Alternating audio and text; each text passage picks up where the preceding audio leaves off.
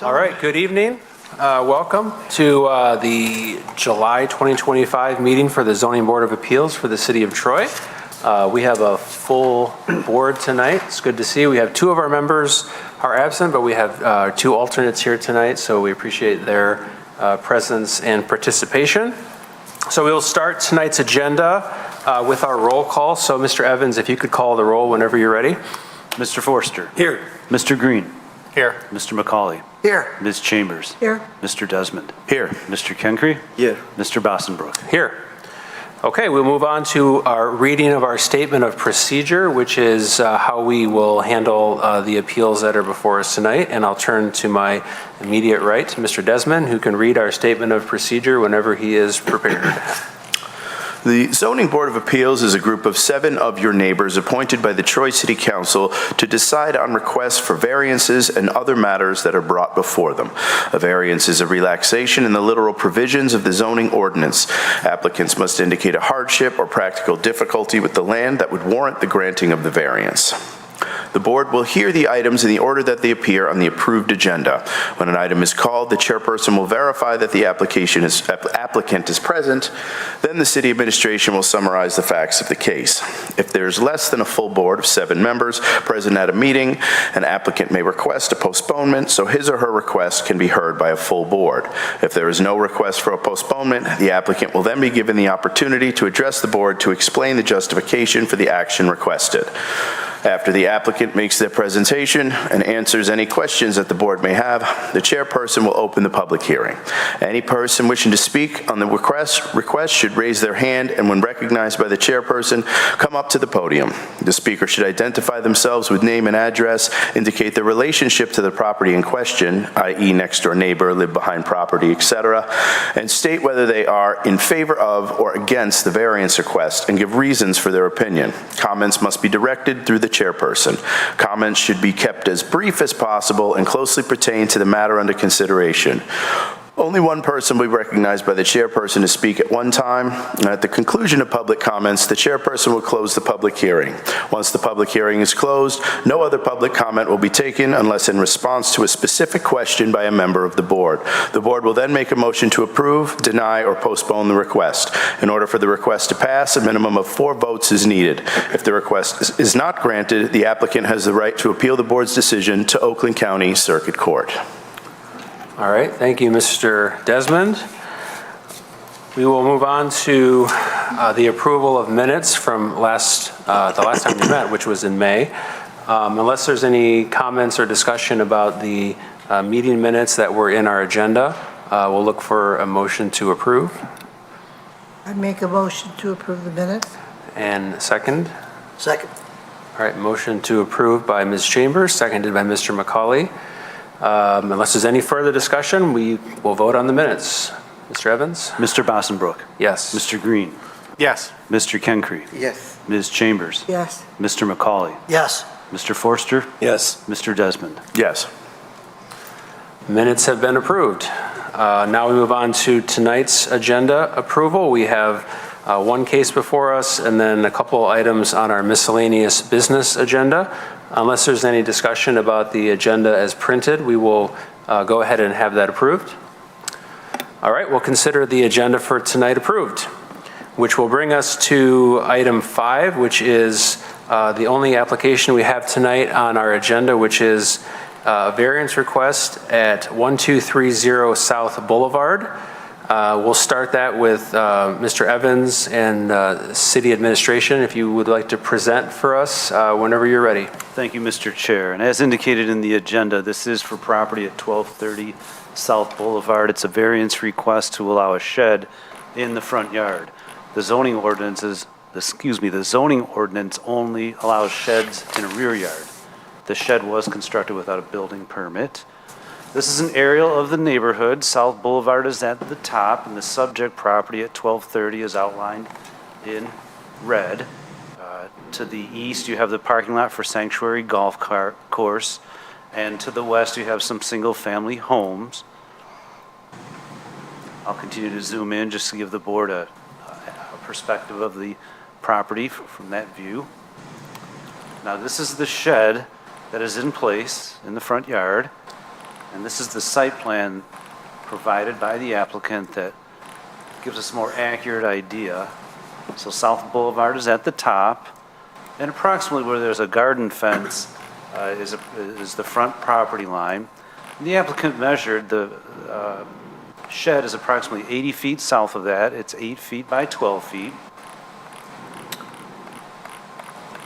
And this is a front yard. The rear yard is here. Now, what I want to get into a little bit is some particulars with the property and also some history. So note that the applicants indicated that the setback from the existing house is 25 feet.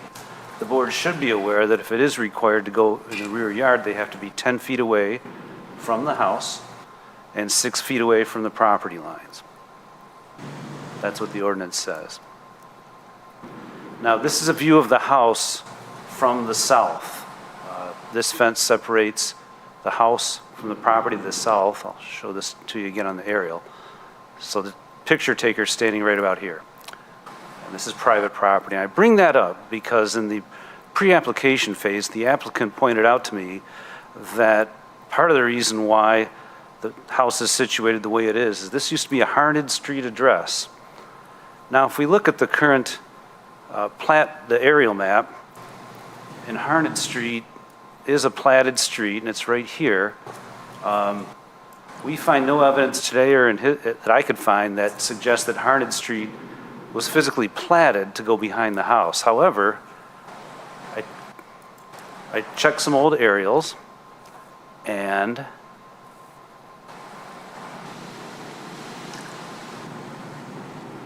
so this is from 1963, and what it appears is the access to the property appears to be here, and there's what appears to be a driveway, but we can see some features here. We got a couple houses here. Here's the subject. Maybe that's a driveway, I don't know. But as time goes on, this is from 1974, and this is the platted Harned Street. It's unclear if it goes through or not. But also in 1975, the city wrote letters to the property owner at that time saying the address was changed from a Harned Street address to a South Boulevard address, 1230 South Boulevard. So our next set of aerials comes from 2000, and as we can see, there's some houses here built on Harned Street. There's a more defined driveway, and as we move on to 2008, you can see the existing access to South Boulevard, and then we go back to today's. Oops. So that's the setup we have today, where there's a driveway all the way out to South Boulevard. Now, just for background information, the required setback of a house from South Boulevard is 50 feet from the front property line. And the required rear yard setback for this area is 40 feet. So if somebody would build a new house on this property, they'd have to have it 40 feet north of that south property line. Does that all make some semblance of sense? Are there any questions? Yeah, Mr. Green. You indicated that in I think the 74, 73 map, there was what you referred to as a driveway, right? The line coming down from south, but also the line coming across that may or may not come through from the platted Harned. Obviously, it was at one point a Harned address. Was that driveway or stub of a street or whatever officially designated as Harned that was given that address? I have been able to find any information to suggest that the Harned was actually platted all the way through. Got it. And this house was built, according to the assessor records, in 1950. Troy became a city in 1956. All right, any other questions? I do. Is just by the fact that it's a Harding Street address, wouldn't that imply that it was designed to be a part of that Harding Street structure? Well, that's probably a decision for the board, but clearly at one time, the city, based on those letters, officially recognized it as a Harned Street address. And it's situated as though it's facing what would be Harding Street, Well, I correct? think we can ask the applicant, but it wouldn't surprise me if that was part of the reason why some of this information was provided, the existing setback as well as the physical, but we'd have to confirm that with the applicant. Okay. Thank you. Other questions? All right. Thank you, Mr. Evans, for walking us through that somewhat complicated history.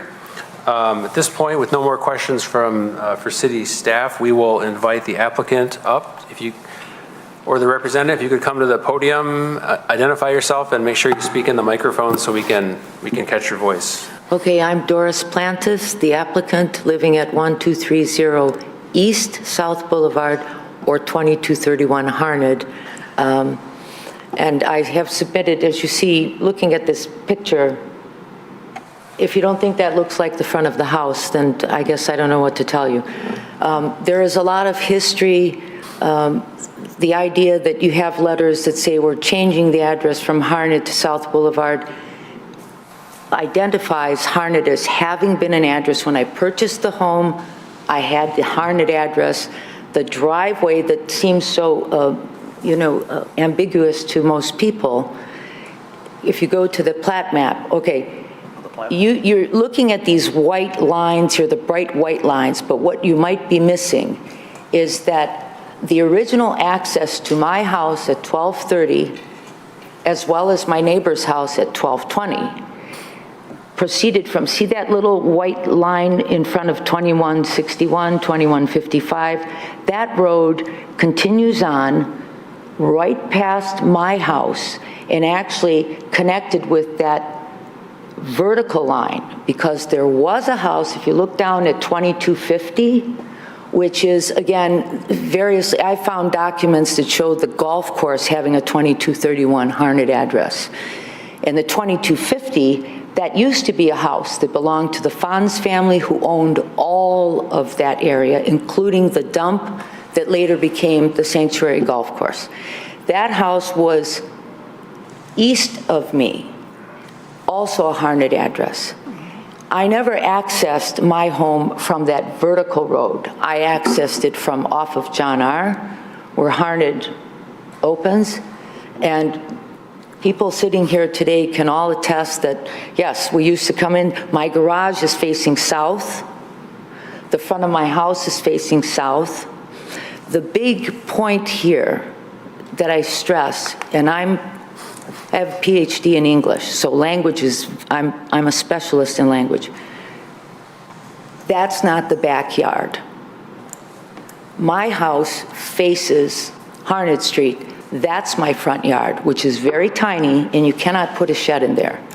The back of my house, which looks out to the backyard that butts up to South Boulevard, that's my backyard. It's always been my backyard.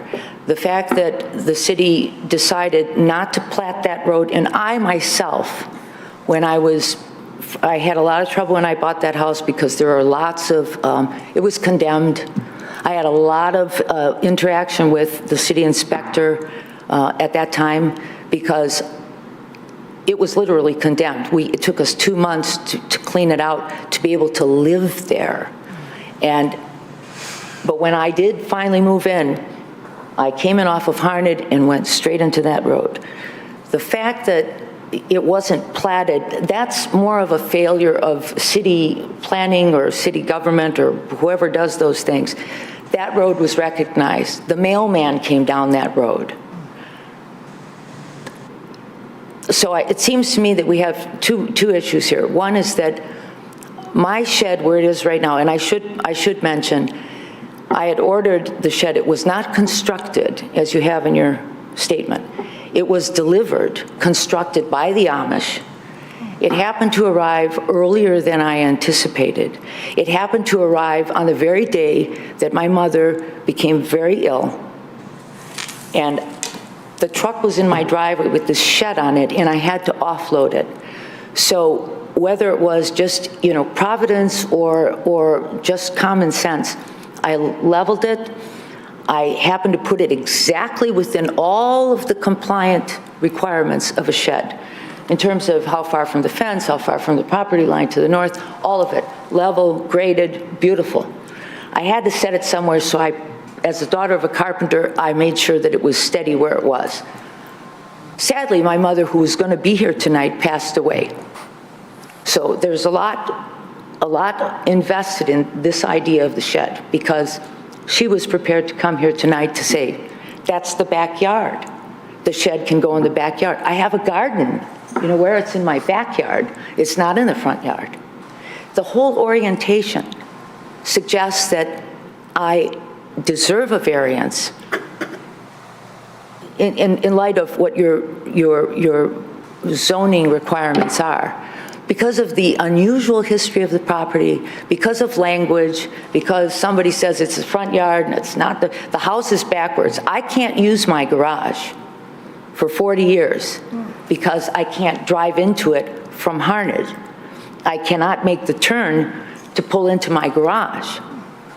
Now, the city, you know, has a lot of obligations, a lot of responsibilities, but that house could have been sold backwards with a non-functioning garage for which I pay taxes for 40 years. I think that this variance is something that I should be granted without prejudice. If you have any questions, I'm happy to answer them.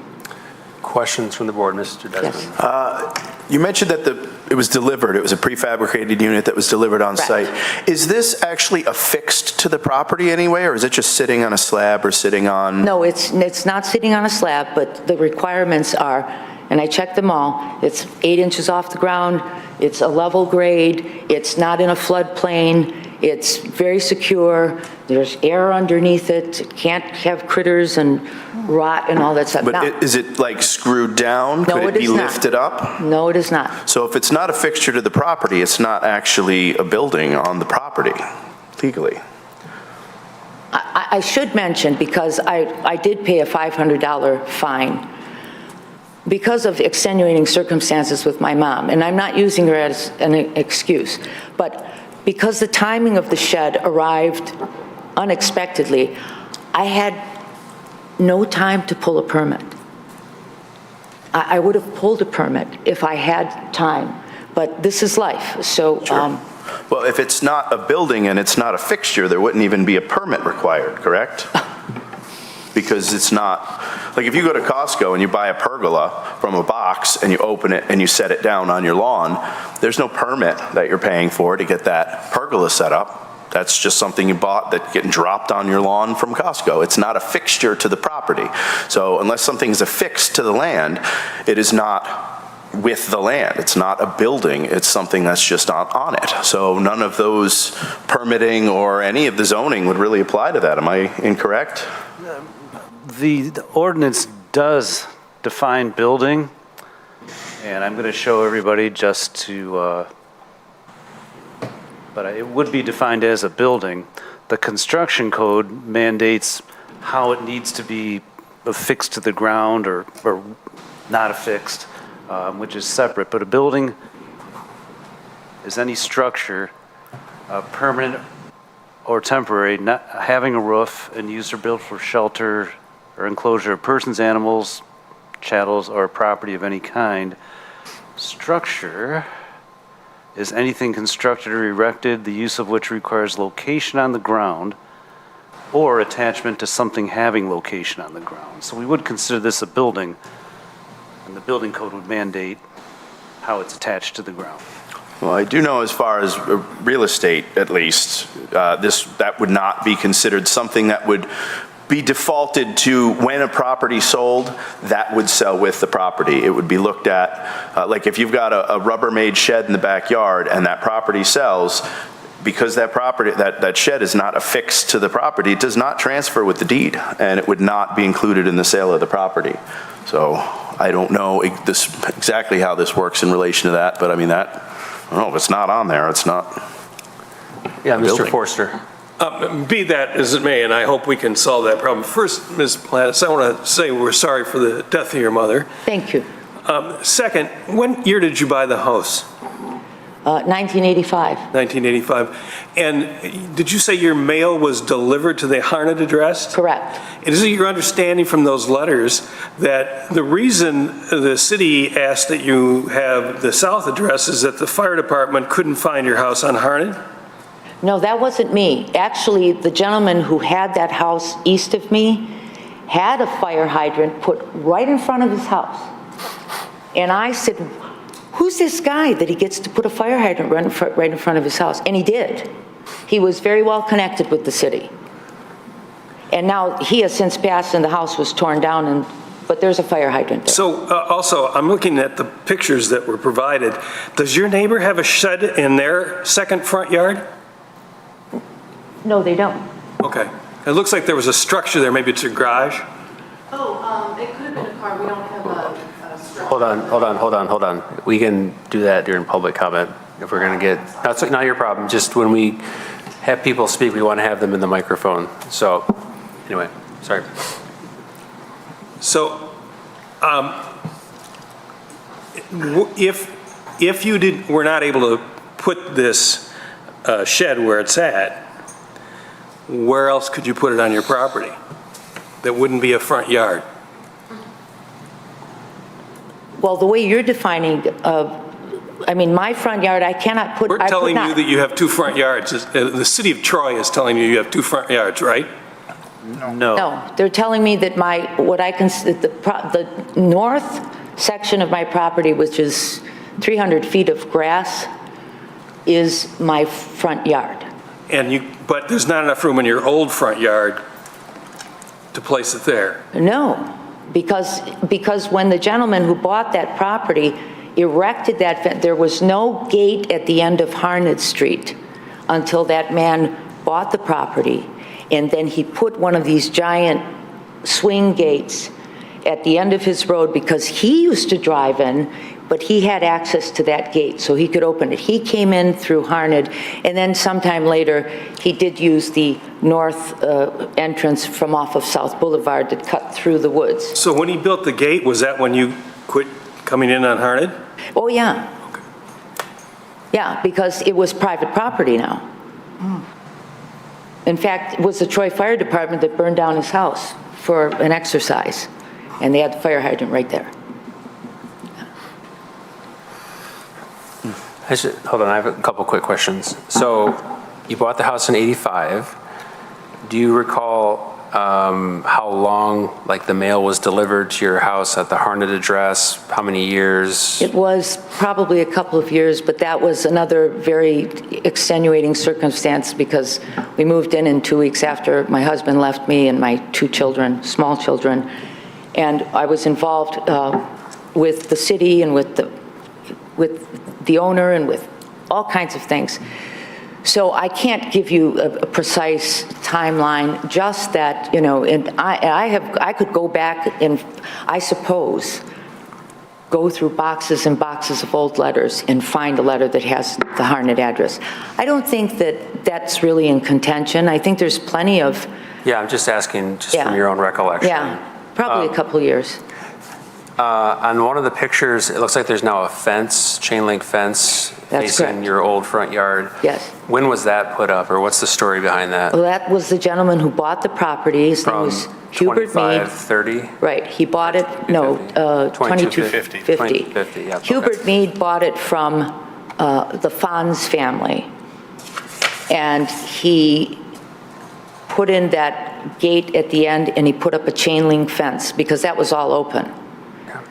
And then the neighborhood changed a little bit after that. And then he eventually moved, but the fence remained. Okay. Mr. McCauley. Have you applied for a permit for the shed? Not yet. Okay, just curious. No, not yet. I did not. Okay. Any other questions from the applicant? Yes, Mr. Kinkry. Are other residences on that street and those homes that are still accessible, unlike yours, are they still getting the mail delivered on that street? Or they're getting them, right? You mean the other people? Yes, right. Oh, they get their mail. Well, I don't know. The people who live on what you're calling platted Harned Street Right. get their mail, I assume, on Harned Street. Okay. I don't know, 'cause- And earlier, you would be getting the mail along with them. Not anymore, no, Not anymore, but no. at one time, you At were one time I getting- did, yes. So at one time, the mailman was delivered mail to Correct. you along with all the others. Correct. And then at some point, that ended and you Right. were not getting mail along with them. Correct. And the utilities were also, the electric was billed to 2231 Harned also, because that's where the electricity comes in. They brought the water lines off of South Boulevard. So there are lots of moving parts that I guess determined at what point they want to call that, you know, the front of the property, but it's not. It's the back. It's the back. You saw the house. It's, yes, ma'am. Chambers. Because of the probability of services, was there snow removal on the street? On Harned? Yes. by Oh, the not that I city? recall. Never that you recall? No. Okay. Because it's so tiny, I know South Boulevard would have been maintained, but there was nothing from the city to service your street. Right. Right. All right, any other questions for the applicant? I don't see any. Oh, Mr. Green. How far back from, and I think it's in the packet, I know it's in the packet, how far back from the front property line, the South Boulevard property line, is the shed set back? 80 feet, I believe. Okay, thank you. All right, thank you, ma'am. We appreciate your time. My pleasure. All right, at this point, we will open up the public hearing. And if there's anyone sitting here tonight who wants to speak on the matter, please step forward to the podium. Either one. Everyone can speak who wants to speak. If you could identify yourself and your relationship to the property, and we would be happy to hear your for or against or your input. I am Doris's sister, Rebecca Simeon. I live in Elmont. I worked at Troy Beaumont for 33 years, what used to be Troy Beaumont. When she first bought her home, we came in through Harned. It was simple as that. Her house is backwards. Her shed technically is in the backyard. Do you have any questions? Any questions? We have no questions. Thank you, ma'am.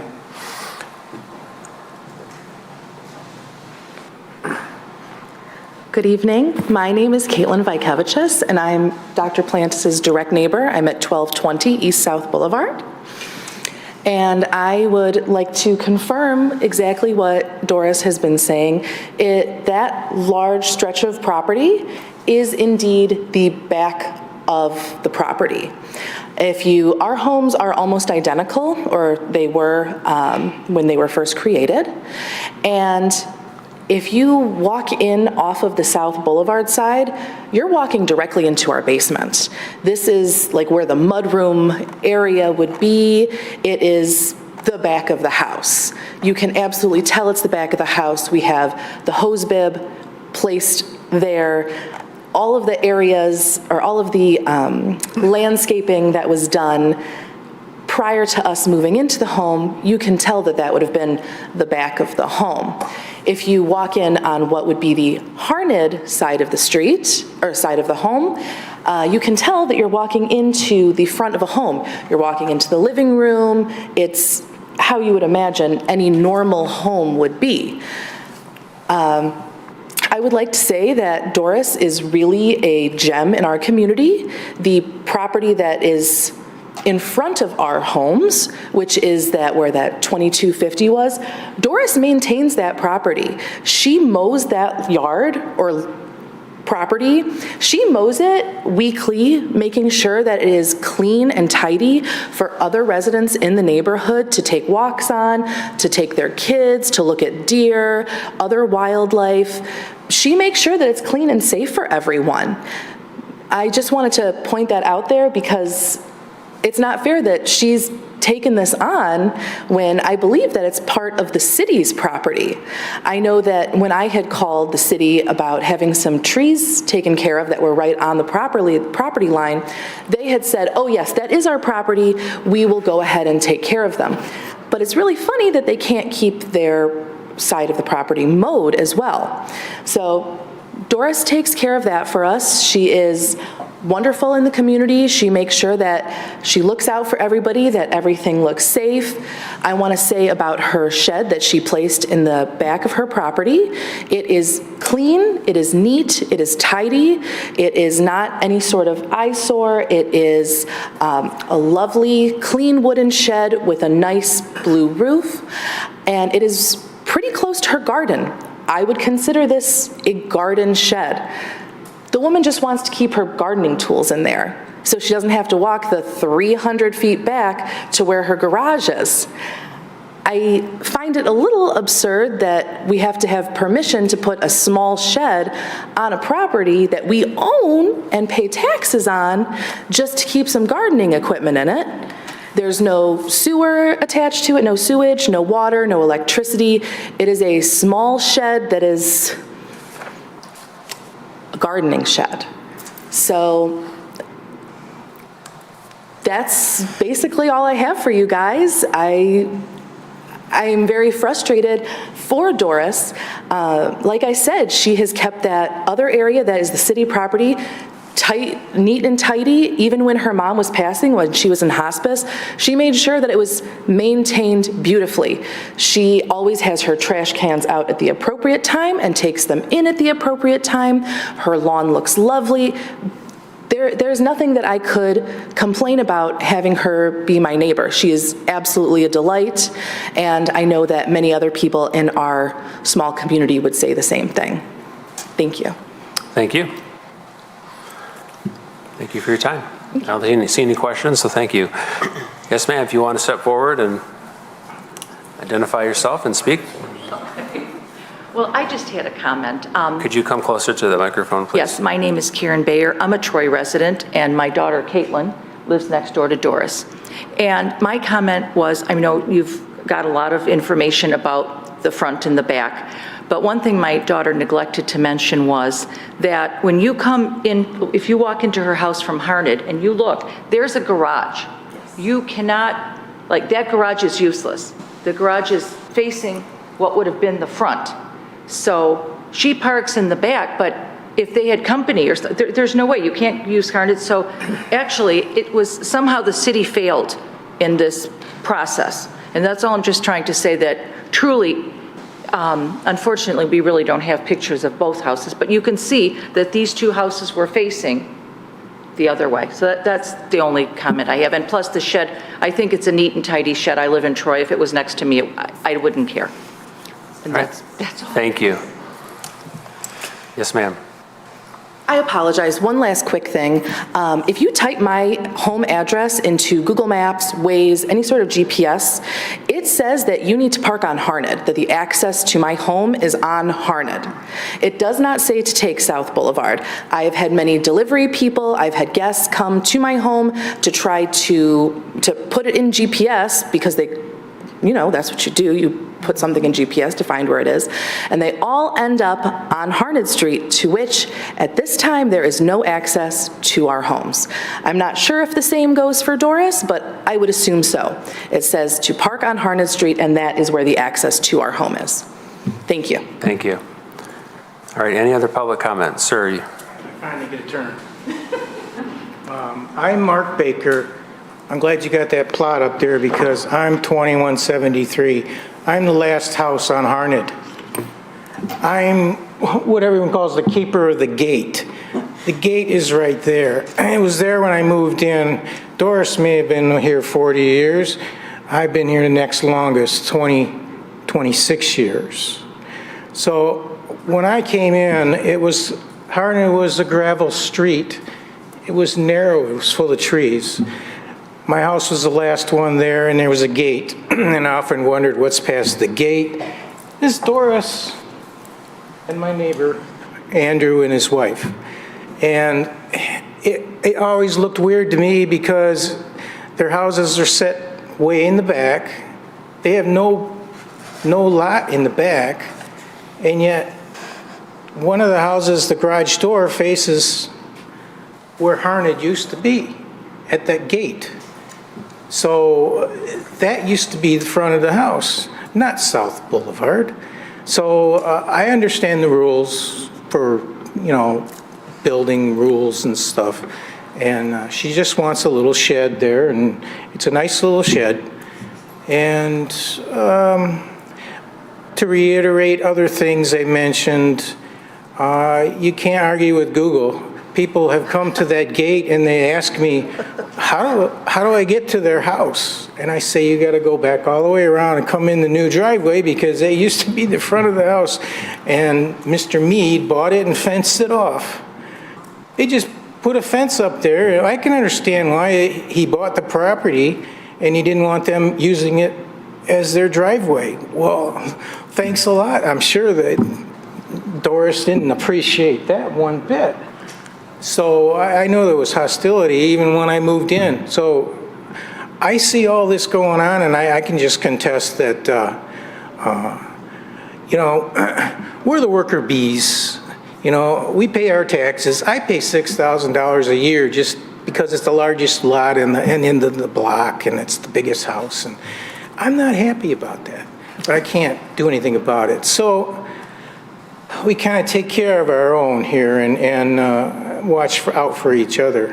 And I think it's sad that you can't even put a little shed on there, and she's trying to do it by the book.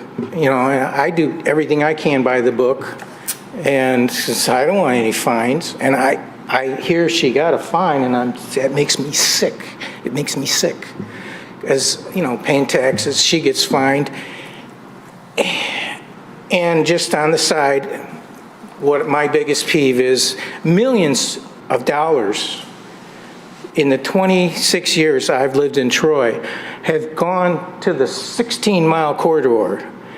And we can't even get you to cut down a tree that's hanging over their house. And she has to mow the property.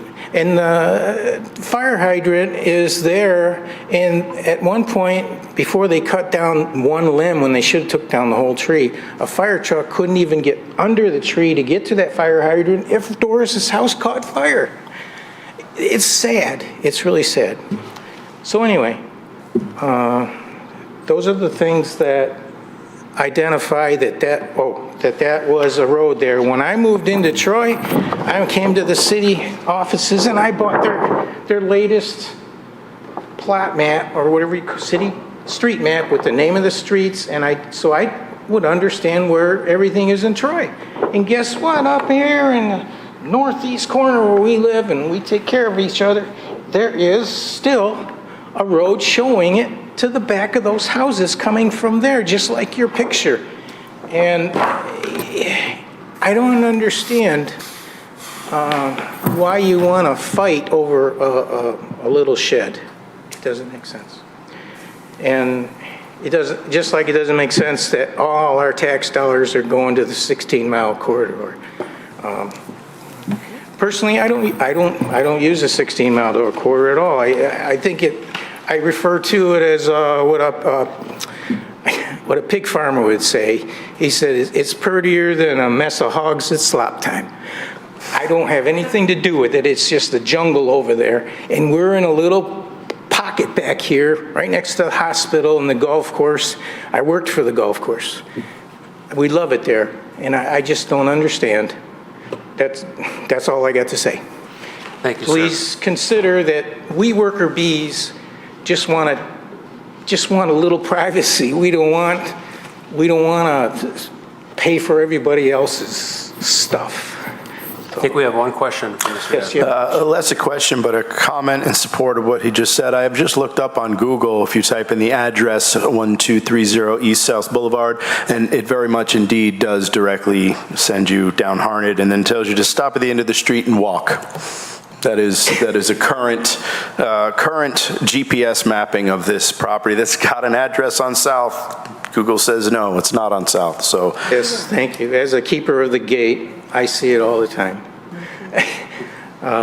Yeah, we have mowed that property and kept it safe. I've been here 26 years, she's been here 40, and we don't have to do that. None of the other neighbors, nobody cares. So, you know, if something goes wrong in there, we know about it. We don't allow any dumping and all that stuff, and we take care of it. Any other questions? Thanks. All right, thank you, sir. I appreciate your... I do let things bother me, sorry, but I have to. I'm glad we have this moment to talk about. We encourage and appreciate public comment. All right, I think we have one written correspondence also that was submitted, Mr. Desmond. I believe it's from one of our individuals who spoke already, but do you want to summarize that? Sherry Olsenik. Well, then this is not somebody who is here, but yeah, they are also in support for the shed.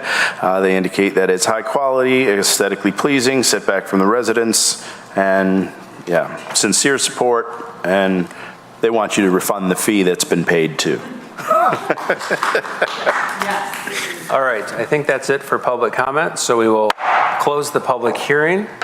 And at this point, we will bring it back. Yes, Mr. Evans. And just to clarify what some of the public commenters indicated, as the manager of the code enforcement department, yes, we are initially working with the applicant, but no fine has been levied on this at all. If a fine's levied, it's levied by the court. We realize that the applicant's avenue for relief is the Zoning Board of Appeals. The fee to come here is $500, but it's not a fine. It covers everything that we have to legally do to conduct this hearing and give her the opportunity to be before the board. So I just want to be clear that I'm not aware of any fine that has been levied by the city in this matter. Our expectation is we're waiting for the results of this hearing before we decide if what we're gonna do in the future. All right, thank you. Thank you for that clarification. All right, we'll bring this back to the board for any discussion. Mr. Desmond. I got a question for Mr. Evans. And basically, if I'm reading this correctly, this is currently a non-conforming structure, and if this property were to burn to the ground and they were going to rebuild it, they would be forced to change the setbacks entirely and reorganize the property so it was facing south. Am I correct in that? Well, we would require a larger setback than would exist now for the house. There's also I believe... Rear setback, you mean? The rear, what did I say? No, just setback. Yes, the rear setback. Okay. Thank you. So the rear setback is 40 feet. Right now, according to the applicant, her house is 25 feet from the back property line. Okay. The only reason I ask that is that, I mean, it's obvious that this entire, we say that the hardship follows the land and it's not the result of a previous owner. In this case, it does not seem that a previous owner is at fault for anything because it was fully conforming and not faulted at the time that it was done. It's not like some random person did it when they weren't supposed to. This is what was supposed to happen. And the city changed the rules. I mean, not obviously due to anybody's, there's not like a fault dynamic here. It was just one of the weirdo pockets that just got addressed inappropriately when things were getting shuffled around and it just fell through the cracks. I would say, even though it's a building related thing, and I haven't seen too many instances where the location of the building is the hardship and the platting around it is, you know, changed. But this is such a unique weirdo that I would say that that is very much a hardship with the land, even though the land isn't the problem, the legal envelope that surrounded it is. I mean, from my perspective, there's no way to even pretend that this is not, you know, their backyard is not their backyard when it's really their front yard. Like, I mean, to me, it's pretty clear. But as far as how to legally deal with that procedurally, I don't necessarily know how that would be phrased as a motion. So. All right, we'll start with Mr. Kenkre and then Mr. Green. So this afternoon I drove on South Boulevard, just to get a lay of the land. And what I saw was that there are several houses on South Boulevard. They're all laid 50 feet from South Boulevard, as I think the required setback is. That is the required setback. Right, so, and then you come to this property, which is the last one, and then you don't see a house. right? And you kind of have to look far back, and what you see is like some of the siding, which is kind of very typical of what you see at the back of somebody's house. You don't see anything that would even kind of remotely make you think like, well, this is the front of the house. So it's kind of like the reality on the ground is that it is the back of the house. And the other thing that I thought is that, is this a dimensional variance or is it a use variance? In the sense that I think the use variance is when the property is used in a way that does not conform to the zoning requirement. So if the zoning requirement expects that this is the front of the house, but the property is used in a way it is the rear of the house, is it a use variance and not a dimensional variance? I'm just going to ask a question. I don't think Well, that's... Mr. Evans can clarify, but I mean, it's being used according to its zoning requirements. It's the dimensional requirements of where you're placing the shed. So it's a dimensional variance request. That's correct. A use variance, Mr. Krinkey, it might be something where somebody wants to conduct a non-single family use. Maybe somebody wants to have a factory. Okay. That's a use variance, but it is dimensional. All right, Mr. Green. I think this one is fairly straightforward. I think that the exceptional characteristics of the property, which is that it had its address reversed, and therefore despite the shape being fairly standard relative to the ones near it, relatively standard, it's as if it did a 180. So to me, that is an exceptional characteristic of the property. The characteristics that make compliance difficult are directly related to the premises. Its address was flipped. That's what makes it hard. It's not some other location. The fact that the gate was put up is incidental to that, but that's per platting. There's nothing wrong with the gate per that. The actual the dimensional requirements are difficult because of that property's address getting flipped.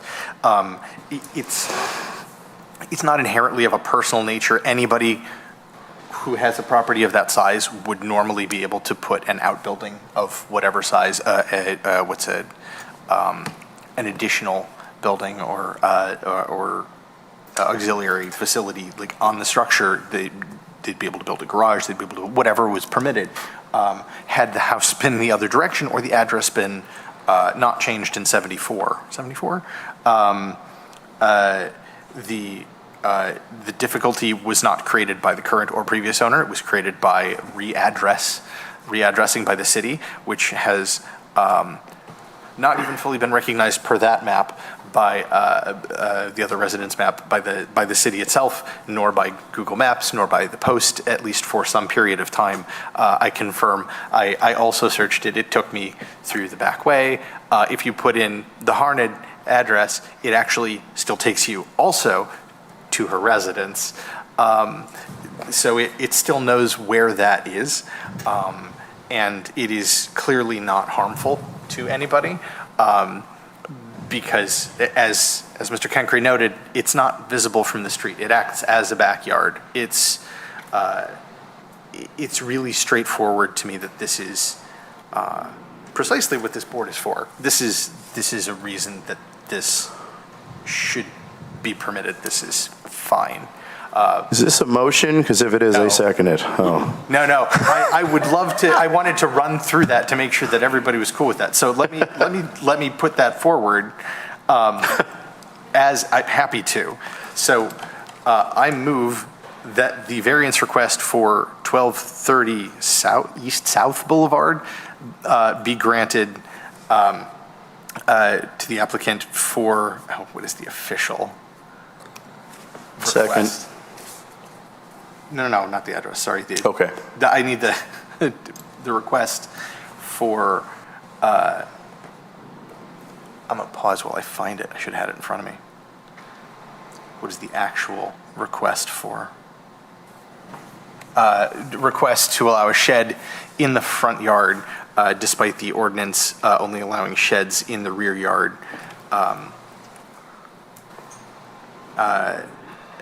be granted for the following reasons. The applicant has demonstrated that the exceptional characteristics of property for which the variance is sought make compliance with dimensional requirements substantially more difficult than would be the case for the great majority of properties in the same zoning district. Characteristics of property which shall be considered include narrowness, shallowness, smallness, irregular shape, topography, vegetation, and other similar characteristics. The characteristics which make compliance with dimensional requirements difficult must be related to the premises for which the variance is sought, not some other location.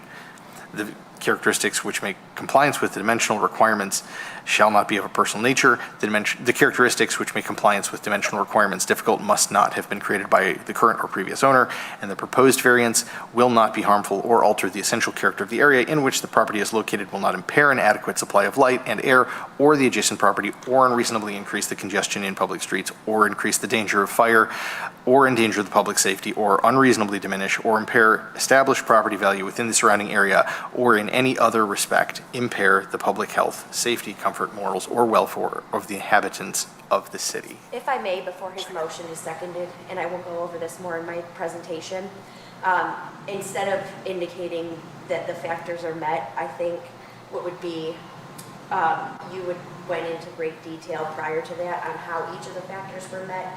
And so if you were to say for the aforementioned reasons, how all those were satisfied, yes, instead of kind of just checking the boxes in your motion, that would be a more preferable version of a motion. And so you won't necessarily have to repeat verbatim how you express that, but you can say for the aforementioned reasons, and that would be, I think, better. I withdraw my previous motion and would like to state a new motion such that the variance, I move that the variance request for 1230 East South Boulevard, requesting permit to have a shed on the on the front of the property where none is permitted on the front of the property, be granted for the aforementioned reasons. Second. Wait, before you second it. Hold on a second. Mr. McCauley. I have one question for Doris, and then I have a couple amendments for your motion. Point of order, there is a motion on the floor. And I have an amendment. And it's seconded. Okay, so the motion's been made, it's been seconded. Now we're in the process of discussion of the motion. So before we vote on it, Mr. McCauley has raised a couple points. So at his request, if the applicant could come forward. Doris, is the shed close enough to your garden right now? Yes. Okay, thank you. Did you see my garden, or did you see me out there today? Okay. Tomatoes for everybody. Okay, thank you for that. The two amendments I would like to add to that motion. Hold on a second, I think you need to make a motion to amend. Okay, I would like to make the motion to amend that motion for granting the shed in the front yard. Does that need to be seconded too? Well, I guess it depends, what is the What's motion? the motion? What's the motion to, what are you proposing to amend? How you want to The amend? amendment I want is that it's on the condition that she applies for a building permit and it's approved, so that meets the city standards for sheds. And the second one is that the shed can be no closer than 70 feet to South Boulevard. Or is there a second on that motion? I'll second that motion. Which means we have the amendment, the motion to amend on the table for discussion before we would get to Mr. Green's motion. Yes, Mr. Green. I move to amend the amendment to remove the initial portion of that amendment to not require the shed permit. The shed permit is not within our purview specifically.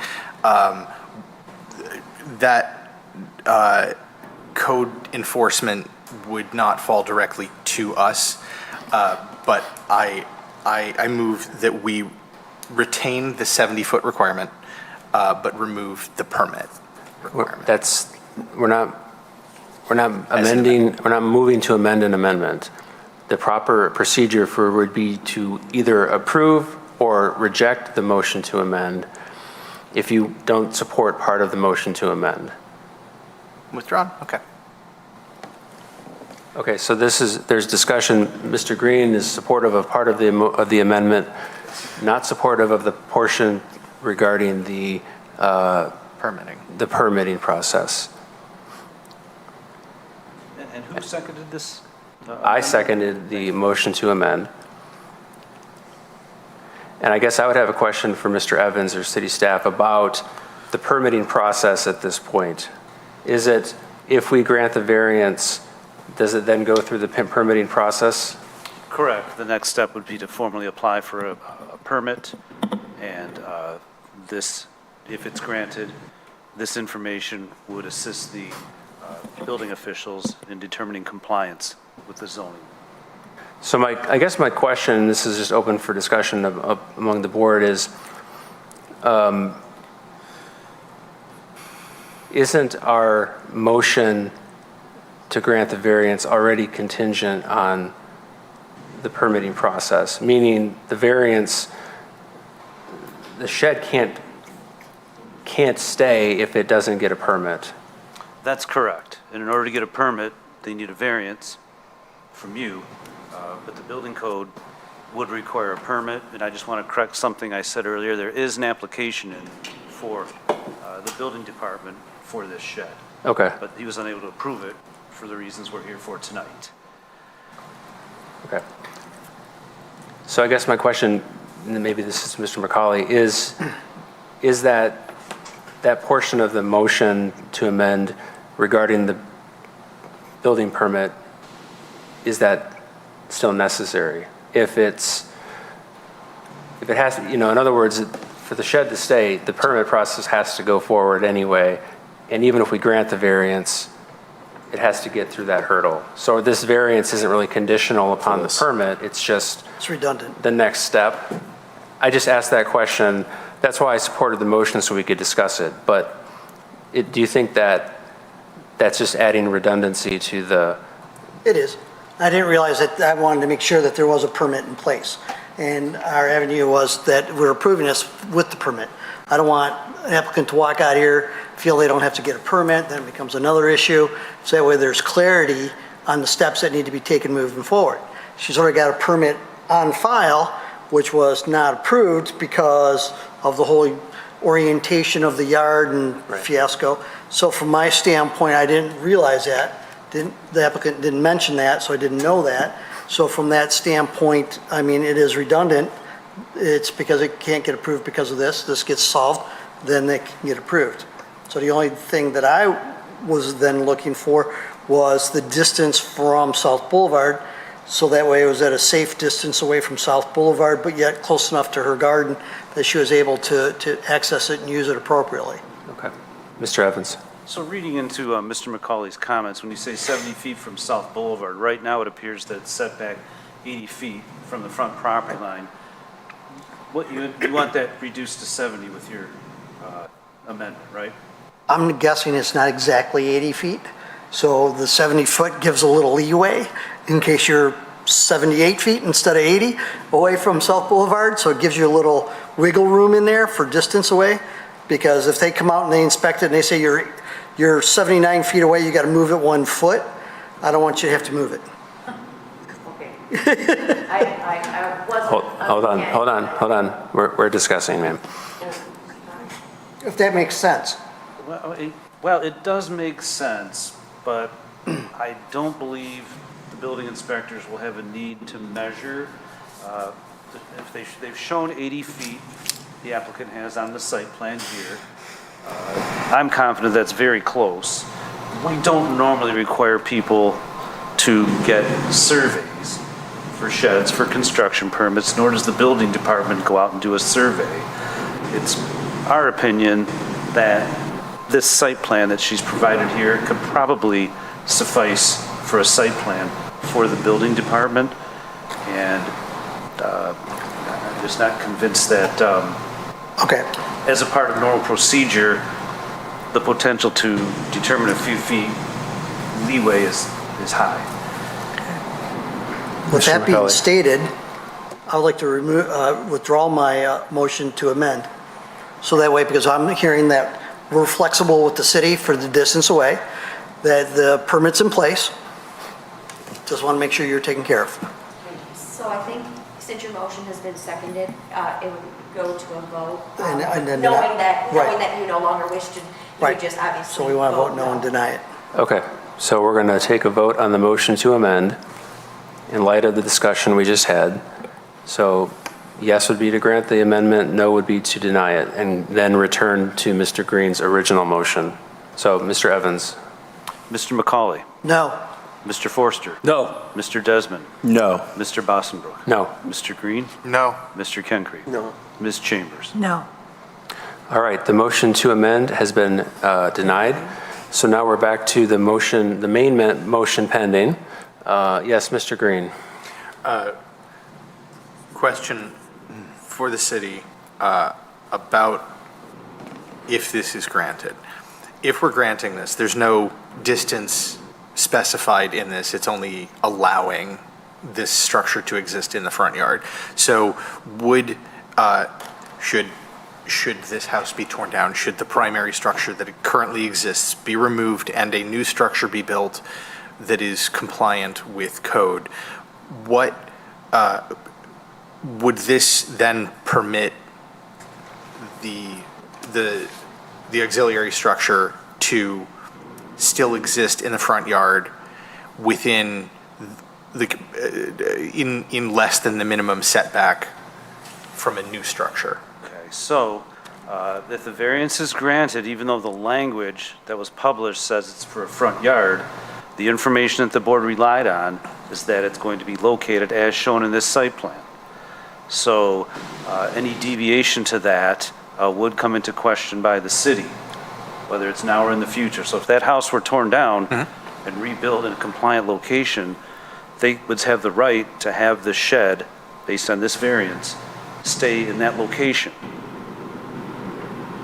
It just, that wouldn't impact it, but it has to be in a location shown on this site plan, because that's what everyone involved with this matter, the board, the public, saw. Understood. Perfect. Good. Thank you. All right, that's very helpful. Thank you, Mr. Evans. Okay, any further discussion, or I think we're prepared to vote on the motion to grant the variance? I think we're ready to vote, Mr. Evans. Ms. Chambers? Yes. Mr. Desmond? Yes. Mr. Bossenbrook? Yes. Mr. Forster? Yes. Mr. McCauley? Yes. Mr. Green? Yes. Mr. Kenkre? Yes. All right, the motion to grant the variance has been granted. So thank you, ma'am. Thank you. I assume you're all applauding for me. No, I'm just joking. So thank you for coming out tonight. We appreciate the presentation and all the public feedback and comment. Enjoy your variance. Enjoy your shed. Thank you. Hold on. For restoring my confidence. Thank you. Thank you. Sir, thank you. Thank you. Good luck. Have a great night. Thank you. Thank you. All right. Following up with you. Thank you. Good night. We are but 7 of your neighbors. Tomatoes. I'm there every week. We are going to move on then. Now we've handled our one case tonight. Move on to item 6. Are there any communications, Mr. Evans? We don't have any communications. All right, then we will move on to item number 7, which is we have 2 items for miscellaneous business. The first is a carryover from our last hearing in May, which pertained to putting together a proposed resolution communication to the Planning Commission regarding, I guess, a zoning overlay suggestion for a specific region in Troy. And then we also have training from our city attorney. So, Mr. Evans, do you want to kick us off with 7A? Yes, and I'm confident that the board is very familiar with what they would like to do. Well, a couple of us weren't here. Maybe one of us, a couple of folks weren't here in May, so it might be good to get a refresh on kind of what we did back in May. Yeah, okay. So, Thank you.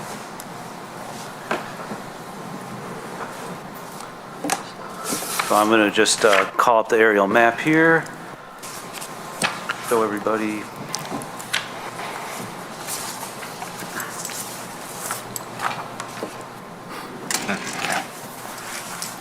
There is a map in the packet, the one with where we colored some of them pink, but I'm not sure, it's not as clear as I'd like to see. Just to bring everybody up to speed. So it's this map here. Yep. And my GIS is going slow, so if I get it, I'll show it to you. This is a neighborhood, Stevenson Highway is to the west here, and 14 Mile is here. And in this particular neighborhood, the board discussed existing detached structures, specifically the need for people to come in for variances to construct them or reconstruct them in their original location. And it was the belief that due to the certain historical characteristics of this neighborhood, a lot of the structures that are needing variances to be reconstructed were actually built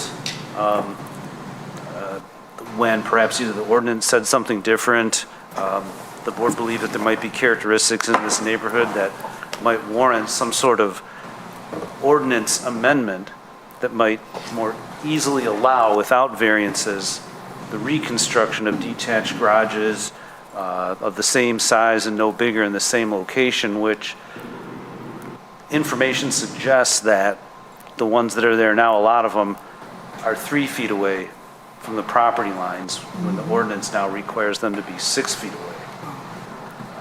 So they gave me some guidance. I put together a memo and with the assistance of my, and I apologize.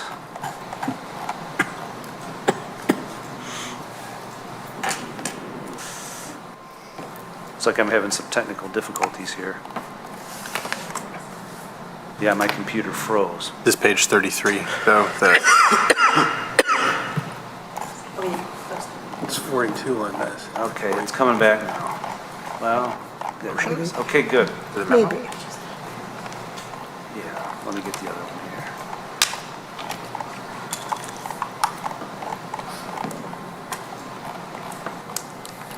All right. So in summary, what the board was hoping they could do is, through a resolution, provide a recommendation to the Planning Commission that they examine some mechanism changing the zoning ordinance that might allow people to reconstruct these existing buildings without needing to come before the board for a variance. So in order to support that, they gave staff me a task to try to come up with some information that might support that.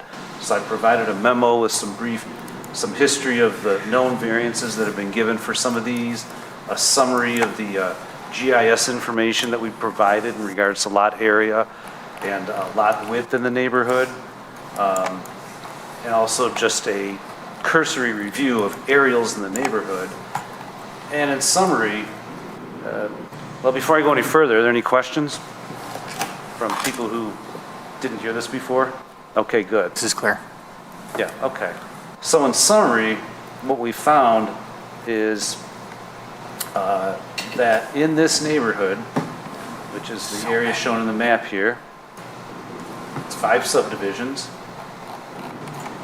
And these subdivisions were platted in the mid-50s, 352 lots, and just over 70% of them are less than the minimum 7,500 square foot required lot area, which could be a factor that may be considered by the board as something that might affect or allow a variance to be granted. The average lot area is 6,972 square feet. Not just over 5% are less than the minimum of 60-foot lot width. Also, we found that, well, I mentioned what else we found. So what I put together was a resolution trying to capture as much support as I could to give the Planning Commission an understanding of what we wanted to accomplish. And the board speaks through resolutions. If this resolution as proposed or modified by the board is approved by the board, the next step would be it would be transmitted to the Planning Commission, and at that time, presumably our ZBA liaison would bring that up with the Planning Commission to see if there's traction to study that for potential ordinance amendment. Well, Mr. Evans, thank you, first of all, you obviously put a lot of hard work into this. So thank you very much for all the research and putting together the draft resolution. So this is very helpful. Good. So thank you. Is there any discussion from members of the board about either the memo or the proposed resolution? Who want to be recognized? Should be Mr. Green. I note that in the motion that this would benefit homeowners. I totally agree. I think that this makes a lot of sense broadly, having just reviewed this and having looked at it yesterday when I was looking at it in the packet. This now makes more sense having discussion. Are there any safety concerns by not allowing that? That's usually one of the main concerns with districts, right? With zoning districts is ensuring enough distance from structure A to structure B so that fires don't jump and bridge. Assuming that that is not a concern, I'm fully in support. Is that a concern? Last time I took a look at, talked to my building official about this was several years ago, and it was not for this, nothing to do with the zoning board. But my understanding is that the building code allows up to an 18-inch setback from a property line with a detached residential accessory structure, provided that it's constructed with certain fire safety. So 1 hour fire separation, no windows, no penetrations in the walls. Right. So with this amendment, we're going to have them 6 feet away from each other. Still good. Yeah. Great, thank you. Any other discussion? And Mr. McCauley. Real quickly, I kind of generated this from the ones that we've seen and being familiar with that area down there, knowing that we're servicing our citizens with something like this because of the application fee for just replacing your garage, because our zoning ordinances have changed since they were originally built. If we approve this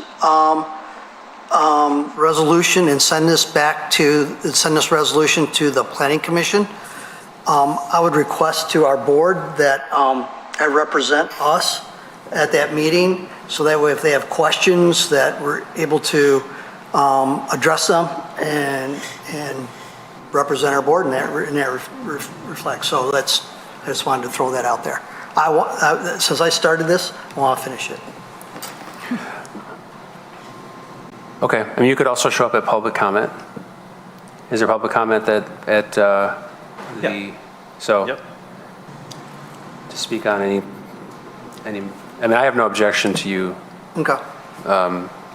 being there to. I don't want to represent the board unless they want me to represent them. I don't know if it has to be Mr. Fox, but otherwise I'm here for it. Yeah, you'd be ideal.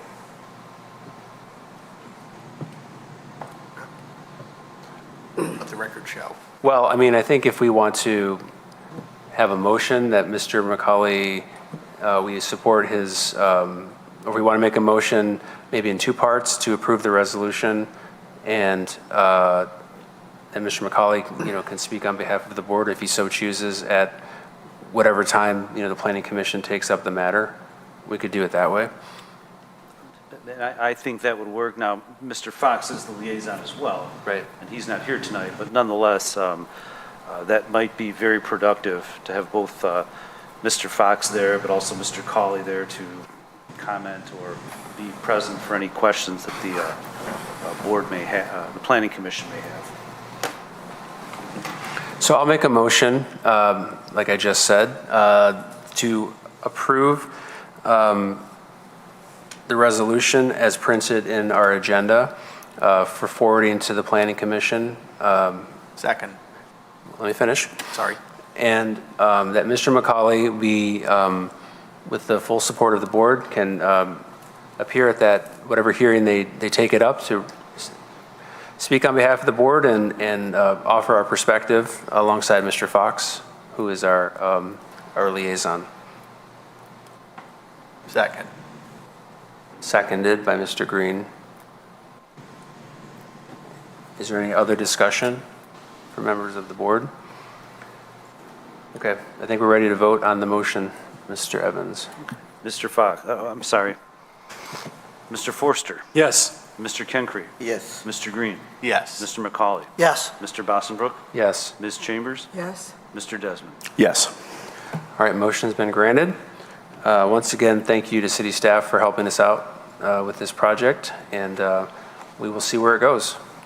And thank you from Mr. McCauley for volunteering to continue on in the process. All right, well, that handles 7A. Now we move on to our annual training and kind of refresher from city staff, the city attorney. I don't know if there's any desire to take a quick break or if we just want to power through into the presentation. How long do you think the presentation will take? Hopefully a half hour or less. We're strong. I'm a fast talker. Let's go through. All right, I think I'm sensing that we just want to continue on. So, Ms. McMillan, whenever you're ready, thank you for preparing, and we look forward to it. Thank you. So this PowerPoint, by and large, is very similar to the PowerPoint presentation from last year. Some minor tweaks in it, but there hasn't been a ton of changes in the law since we last had this. So I'm not going to read each of these slides verbatim because I'm pretty sure that's what I did last year. Just highlighting some of the things. Obviously, as you know, there's 7 of you on the board, each for 3 years. And then we have 2 alternates, luckily, that we have to come in the event that we don't have a member that can make it. This board here is authorized by the Michigan Zoning Enabling Act. In this board here has the authority to make decisions on dimensional variances like what we had here tonight. Interpretation of the zoning ordinance, should there be any questions about that. Also, interpretation of the zoning map. Appeals of administrative decisions, such as if somebody were to put in an application for something and that's denied, then they could appeal to this board, as well as use variances. These are the type of things that are heard in front of this board. In order for this board to pass or allow a variance to be approved, there needs to be a majority of the members, so 4 votes for a dimensional variance, and for a use variance, it needs 2/3 of the members, which would be 5. So that's the only difference. For use variances, there's needs more votes than a dimensional. So as I indicated in the beginning, variances, what that is essentially is we have an ordinance. This ordinance states what people can and can't do with their property, what it needs to be, and some people need to deviate from that under special circumstances, and so they come to this board. And so they are appealing to this board on why they should be treated different than anybody else in the city of Troy, why they're special and why they should be given preferential treatment, or why they shouldn't have to comply with what the ordinance spells out. And so once somebody brings a variance to this board, we'll have a hearing like we did tonight. Importantly, as it indicates there, any variance that ultimately is granted by this board will run with the land. So it's not just for the individual here before the board, but it's something that is connected to the property itself. And I guess if a variance is denied, then and somebody is not allowed to reapply for a year and bring that request before the board, unless something is changed. If they come back, if the board denies it, but they tweak it significantly, then they can come back before the board for consideration of their alternate request. Dimensional variances are primarily what this board sees. It's something when there's where they have to establish that there's a practical difficulty, and there's certain elements that are contained within practical difficulty, which we'll go over in the following slides. But it's important that the board is mindful that there's a reason the city has its ordinance. There was a lot of thought put into it by the planning commission, by city administration, by city council, by a lot of people, a lot of vested parties. And so when it comes to granting variances, whether it's dimensional or use or anything along either of those categories, we need to make sure that we understand the importance of upholding the ordinance. Otherwise, if anybody comes and gets a variance, it makes our ordinance very weak and almost pointless at that point. And there's no real point of putting pen to paper and making these rules if nobody really has to follow them. And so with dimensional variances and use variances, we really need to make sure that we're looking for, in this instance, for dimensional variances, practical difficulties, and that each of the elements really are satisfied with good evidence that's heard. As we can go forward. And so, again, the elements when we're looking at dimensional variances are that there's an exceptional characteristic of the property, which means that this property is different than any other property in the neighborhood that would warrant a variance from this board. If it's a cookie cutter neighborhood and all the houses are the exact same, there's nothing really exceptional or different about that property. And so then the next month, I would imagine that this board would have an application from all of the neighbors. So when we're looking at granting a variance, we want to look at what is unique about this property that doesn't match the rest of the neighborhood. We also want to look that it's related to the physical premises, and it's not, it has to do with the premises itself, the request that's being made. Also not of a personal nature, so something, somebody wants to build something, an in-law suite or something, that would be a personal request. It's not really a request that has to do with the land. It's something that they want to be able to do to their property for personal reasons. And so we need to take that into consideration. Also it can't be something that they created or the prior owner. It needs to be something, again, that really has to do with the way the land was built, was situated, and that makes it unique, and that it won't harm the surrounding area. So these are all of the elements.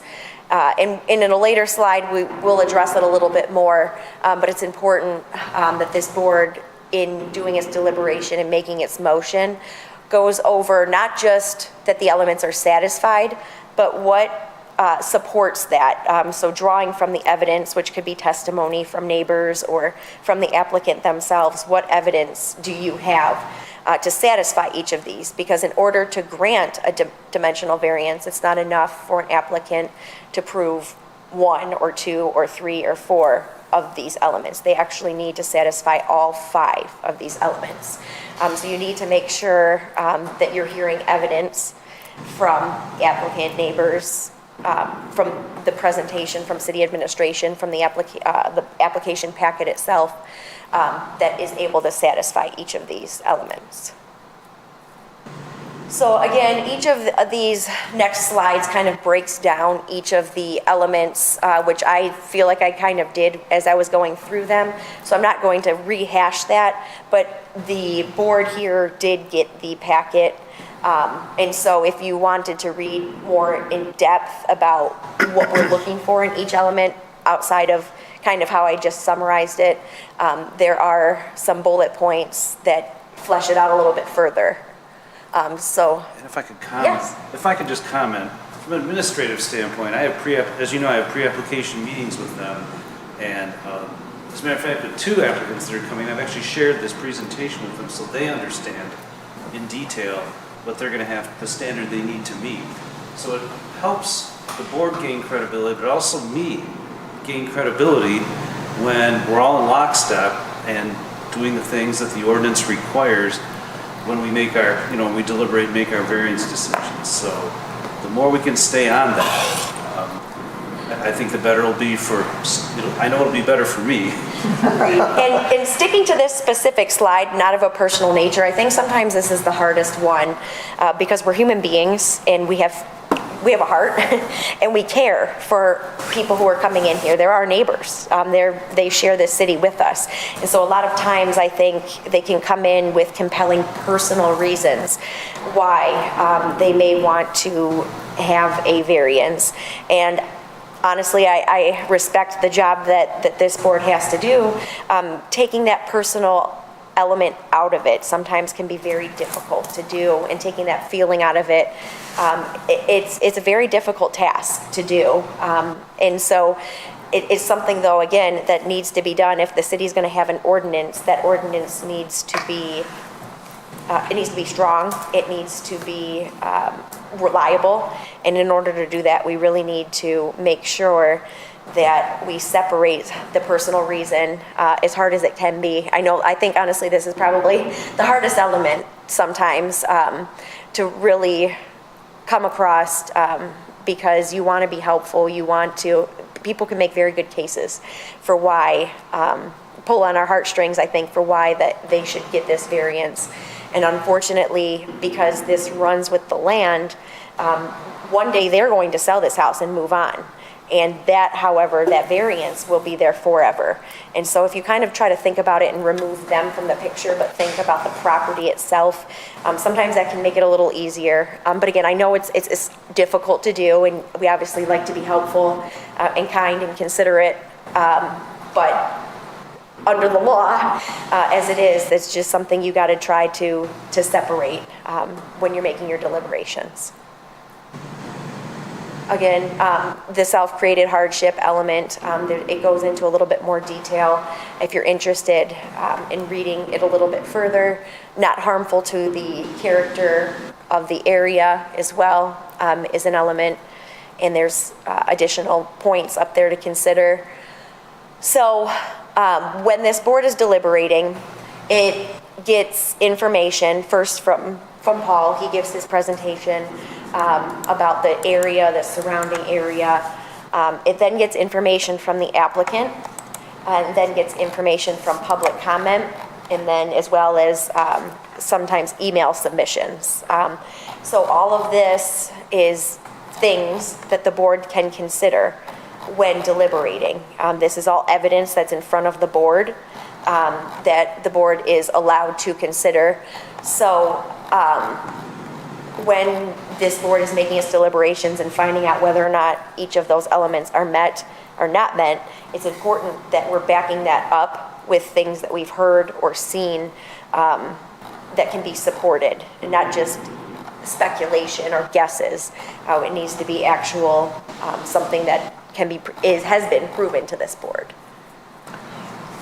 And then again, another thing just to keep in the back of the mind, not only do we need to have all of those elements satisfied, but also too, when we're looking at the variance, it needs to be the minimum necessary.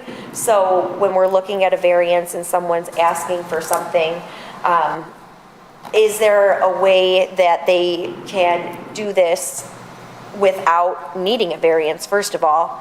But is there a way that they can do this with less of a variance? And if the answer is no, then we can continue making those steps forward towards authorizing a variance. But we really want to make sure that we're not giving more than what is necessary.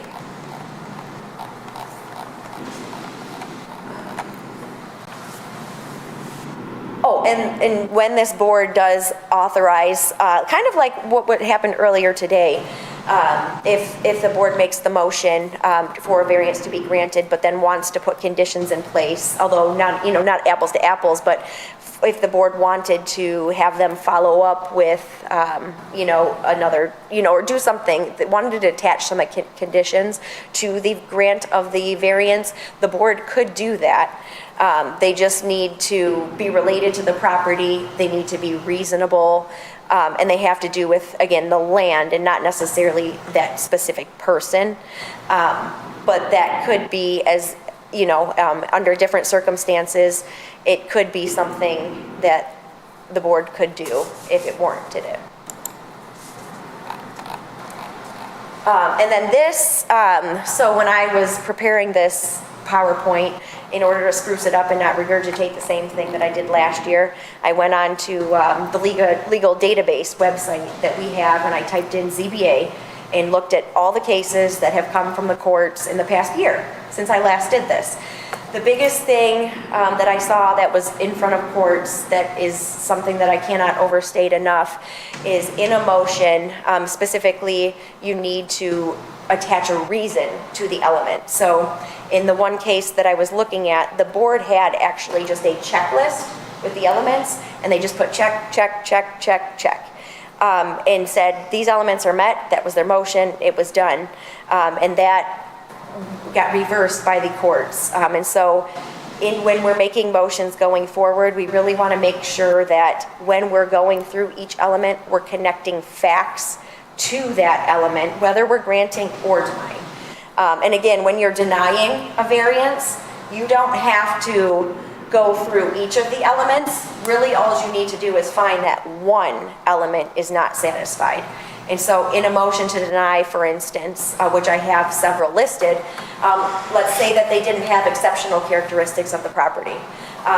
The simple motion would be, I would move to deny because the information that we have based on the evidence, there's no exceptional characteristic that would make it more difficult than anyone else in that district. And so that elaborates on the fact that there's no exceptional or unusual characteristic by incorporating some of the evidence that the board has heard.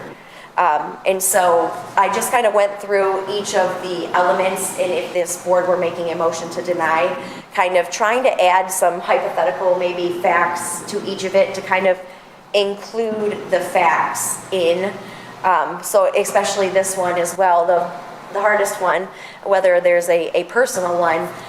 So you would move to deny, and you could say the only reason for this request is because the applicant just wants more storage area, or again, like I said, they just want a mother-in-law suite to move in their mother-in-law who's, God forbid, on hospice, or it really can be very emotional and pull at our heartstrings. But unfortunately, again, that's a personal request, and so you can say they're requesting a mother-in-law suite for their mother-in-law. This is a personal request, so unfortunately, I'm moving to deny the variance.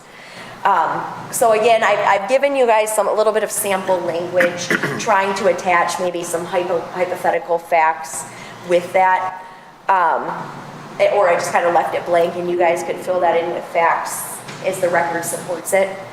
But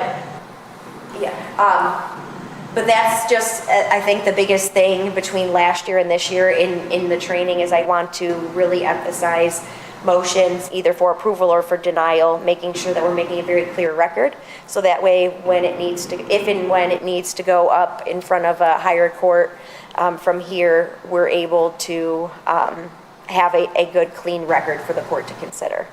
Yes? Obviously, a good example of correcting that would be what happened this evening with my motion.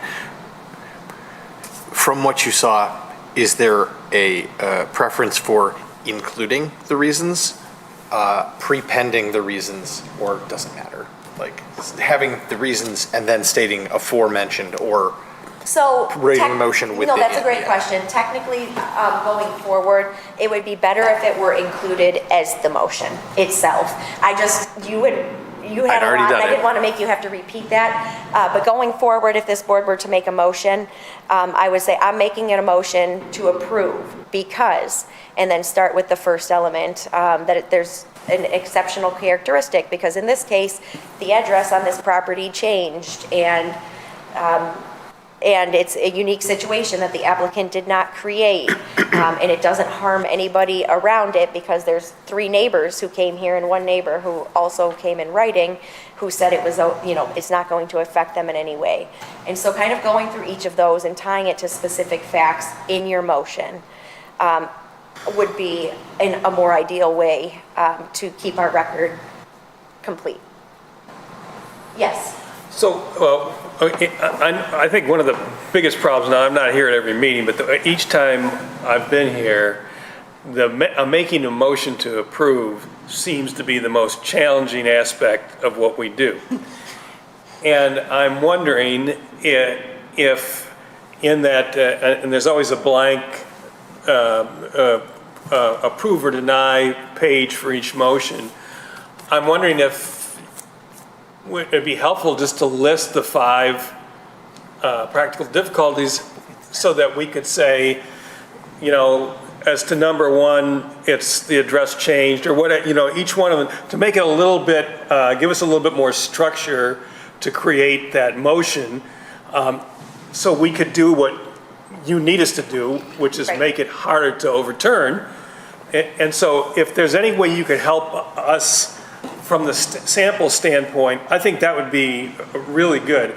The deny things are great here, but I think the approval becomes the hard one, because each time we do, and Michael keeps us on track, but we make sure we have to, say each one of the 5 things. So anything you could do to give us kind of a structure or bones for a potential approval, I think would be helpful.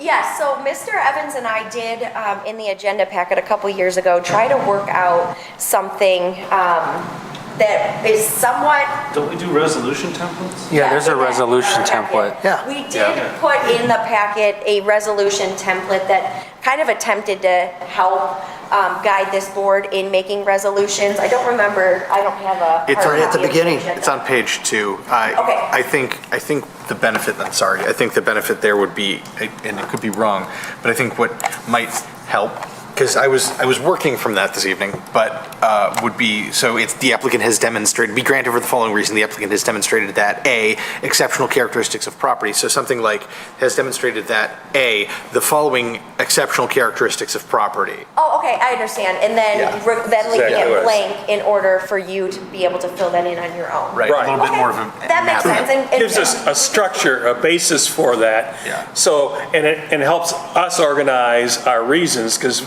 so many times we all have different aspects or different outlooks on it. So I think that'd be really helpful. that makes sense. I understand that question. And Mr. Evans and I can work together on kind of tweaking the resolution that is in the agenda packet there to kind of make it more where it's fill in the blank with the facts that are in front of the board, if that would be helpful. So, I think Mr. McCauley had a comment relative to I'll wait to the end. Okay. Are you sure? Yes. Okay, because if I wait to the end, sometimes I forget, so. Oh, I got it written down. Okay, good. Okay, so this again, another sample motion. So use variances are different, and they don't come in front of this board a lot. But a use variance is, again, like Mr. Evans very stated very well earlier today. But it's looking at somebody who has a home in a residential, that's zoned residential, but they want to use it as a factory or in a way that's different than residential use. And so that is, the elements for that are even more exacting and even more stringent and even more difficult to establish. It requires proof of unnecessary hardship. So again, this one has elements, just like the other one, that the applicant cannot reasonably use the property for the way it's intended in the code. That the situation of the property is unique. So that's somewhat similar to when we're looking at a dimension variance. That the land conditions make it impossible to earn a reasonable return without adjustment. That it's not detrimental to adjacent land. So that also, there's a little bit of carryover there. That element is also somewhat in when we're looking at dimensional variances.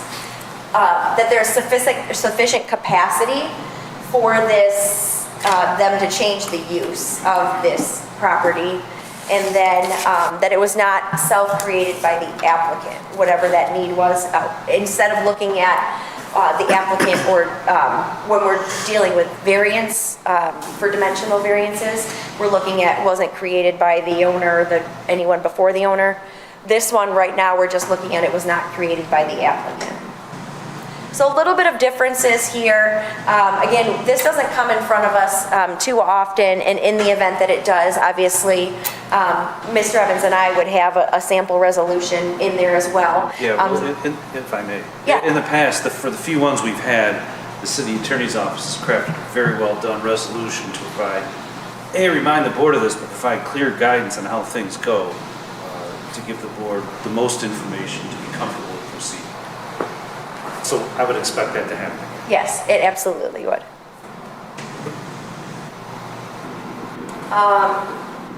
So yeah, this just goes into some of the elements and elaborates a little bit further. So this one specifically looking into the features are not generally applicable throughout the zone.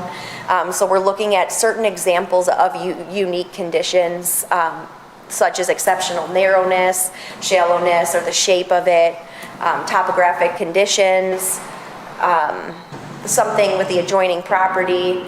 So again, this is something in the event that we did have something on the agenda for a use variance, since it's not something this board deals with all the time, our office would have these factors for the board to review and to consider going into its deliberations. Site visits. So obviously this board gets its agenda at least 2 weeks before the actual meeting. Mr. Evans sends it out. So a lot of times you have access to the location. And so site visits are fine. It can be helpful, honestly. I think if you do want to go and do that, it's important that you don't have any discussions with the applicant. It's also important that we don't have a quorum, so you don't bunch up and all go together, because that later slides we'll get to, but could violate the Open Meeting Act. If you guys, I don't know if you guys have any form of identification yes. So take that with you, just because I think an applicant sees a potential stranger coming up to their house, it might be a little unnerving. So if you had something, especially I think in today's day and time, if you're approaching a house and they don't know who you are, it could be, yes, it's wild times. So if you're able to bring that identification with you, just to kind of put them at ease. But it is important that if you're going on to, like, if you're doing more than just doing a casual walk by, for instance, from the sidewalk where anybody is allowed to be, that you do get permission. Just because they have an application pending before this board does not give us the right to trespass onto their property, such as, if it's something in their backyard that they want to ask for a variance on. Yes. One of the things that could be called trespass, and we wouldn't want to get into that with the police department. Really, if somebody doesn't want you on their property, make sure they know you're there. Yeah. Make sure they know why you're there. The fact that you don't want to accept any testimony without the whole board, so they should stop talking. Right. If you need to walk in the backyard, so be it. So yeah, so just like, and that's perfect, for instance. So let's say it is a backyard thing, something you cannot see from just doing a casual walk on the right of way on the sidewalk. You would knock on the door. I'm so-and-so, I'm on the Zoning Board of Appeals. I noticed you have an application pending. You show them your identification if you have it. I would like to take a look. I'm not allowed to have any conversation with you right now about your specific application. However, I look forward to hearing from you at the meeting. You'll have an opportunity to address the entire board. And is that okay if I'm able to inspect or to take a look at this for myself? If they say no, unfortunately, no is the answer. You have no right to be able to do that. And so okay, thank you, have a nice night, I'll see you in 2 weeks, or, whatever it might be. And then that's that. But a lot of times I think an applicant is eager for the board to see what the situation is, and so more often than not, they're willing to accommodate as long as the request is reasonable. You're not coming at 2 a.m. to knock on the door, things like that. As long as you go and you make a reasonable request during a reasonable time, you're likely going to have success with being able to view the property. And again, in my time on the Zoning Board of Appeals, and I don't even know if you can say the same, Paul, or not, but I haven't had a situation where this board has had to make a interpretation of the zoning ordinance or the zoning map. It's again, a very infrequent thing, just like looking at use variances. So in the event that this does come up again, obviously there would be a memo from the city attorney's office with clear direction on the factors and things in the issues and what the board is tasked with considering. But again, this is something that you would not see very often. Just like administrative appeals. Again, usually it comes to you before, when there's an issue, it'll come to this board on what variance they want, and then from there, they go forward with the application process. So not too often would this board need to hear administrative appeals. Administrative appeals too, additionally, could be, this board could hear appeals from the Planning Commission as well. And again, that's something that is not a very regular occurrence. So in the event that that does happen, there's a little bit of information in this packet about it, but obviously city staff will be providing a memorandum so that the board feels comfortable and confident in carrying out its duties. Deliberations and resolutions, so I kind of touched on this in the beginning just because I felt like it was the most important part, and I think people's attention span is usually only about 5 minutes, and so I want to make sure to get that in case no one's listening anymore now. But with deliberations and resolutions, we want to be courteous to the applicant, whether we want to grant their variance or don't, or anywhere in between. We want to make sure that we're being professional. We're representing the Zoning Board of Appeals here, and so we want to, be very professional and letting them state their case. You don't want to, again, and this is another really important one, you don't want to try to convince them of alternatives.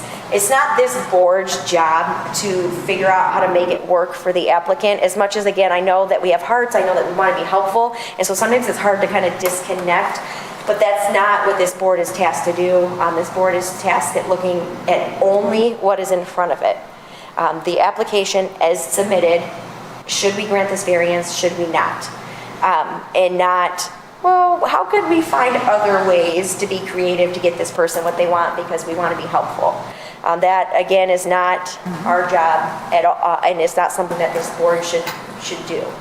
It can lead down a slippery slope, and it can end up coming back in the end to bite us, and it's not anything in our ordinance. It's not anything that this board is tasked with doing. So as much as we like to be helpful and friendly with everybody, especially the applicant, we are only looking at what is in front of us, nothing else.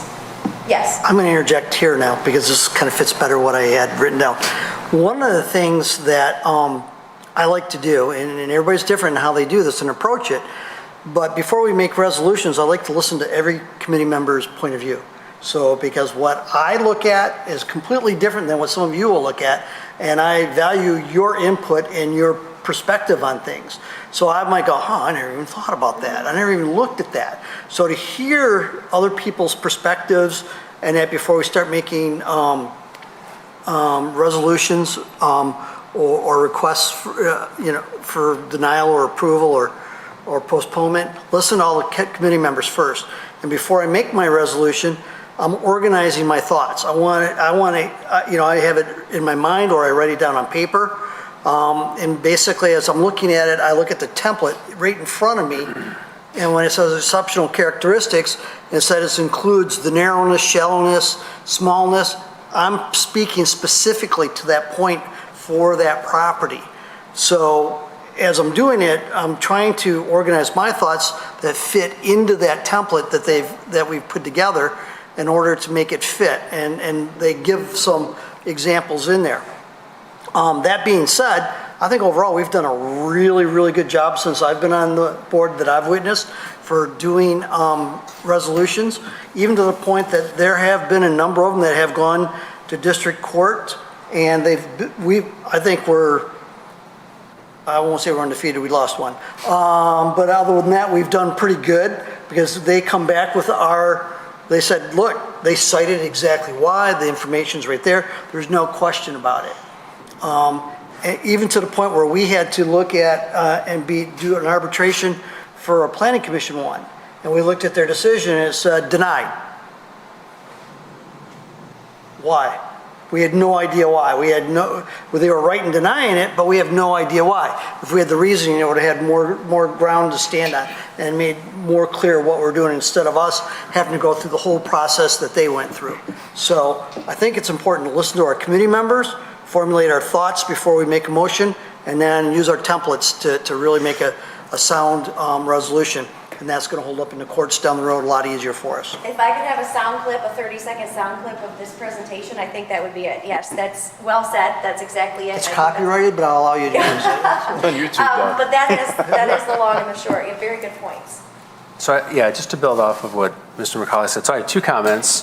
The first thing, kind of bouncing off what you said, is I think part of the reason why it's really important to like do all the hard work on the front end, articulate our reasons, tie them to facts, is also because we do have some applicants who come here who do their homework and they look at previous decisions that we've made. And they will say, although we know that we're not establishing precedent, and it's not binding on anything other than the case before us, they will say, but you did it here, or you did it here.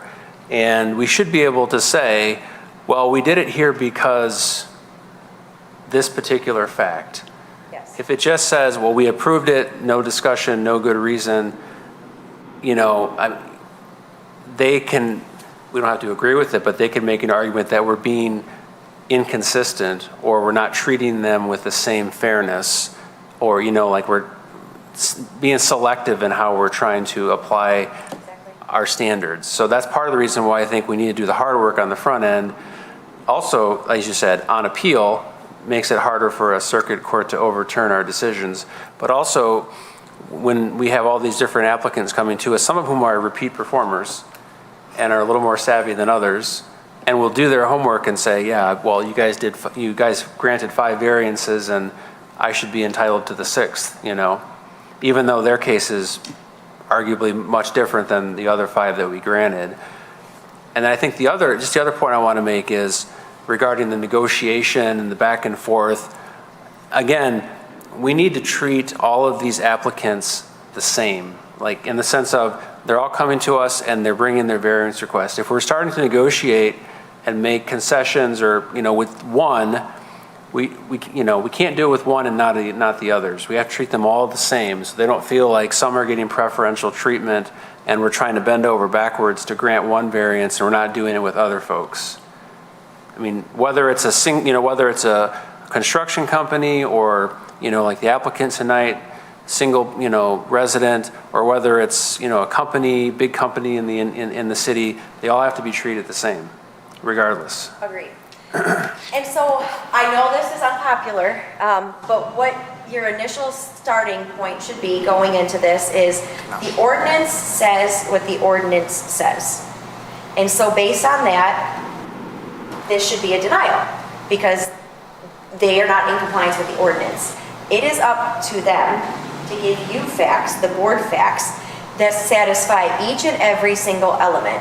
So as you're listening, obviously keep an open mind, but knowing that starting off right off the bat, this needs to be, unless they can give me really good evidence of each of the elements that satisfy it, then unfortunately, I have to, it may come across as being mean, and I know that's hard, or whatever, but it's what this board is here to do, is to enforce our ordinance and grant variances only in certain exceptions where each of the elements are satisfied with evidence. And so during the deliberations and the resolutions, it is important for this board to say, I do think that all the elements are met, because I heard so-and-so say this, and I heard so-and-so, and during Mr. Evans' presentation, he showed us this graph, or, and kind of pulling in on those things to look and address each of those elements, and talking about it amongst yourselves, as Mr. McCauley said, is very important, because you might pick up on something and somebody else might pick up on something different, and that collaboration that you guys get to do can be very beneficial when having to make a resolution and ultimately vote on that resolution.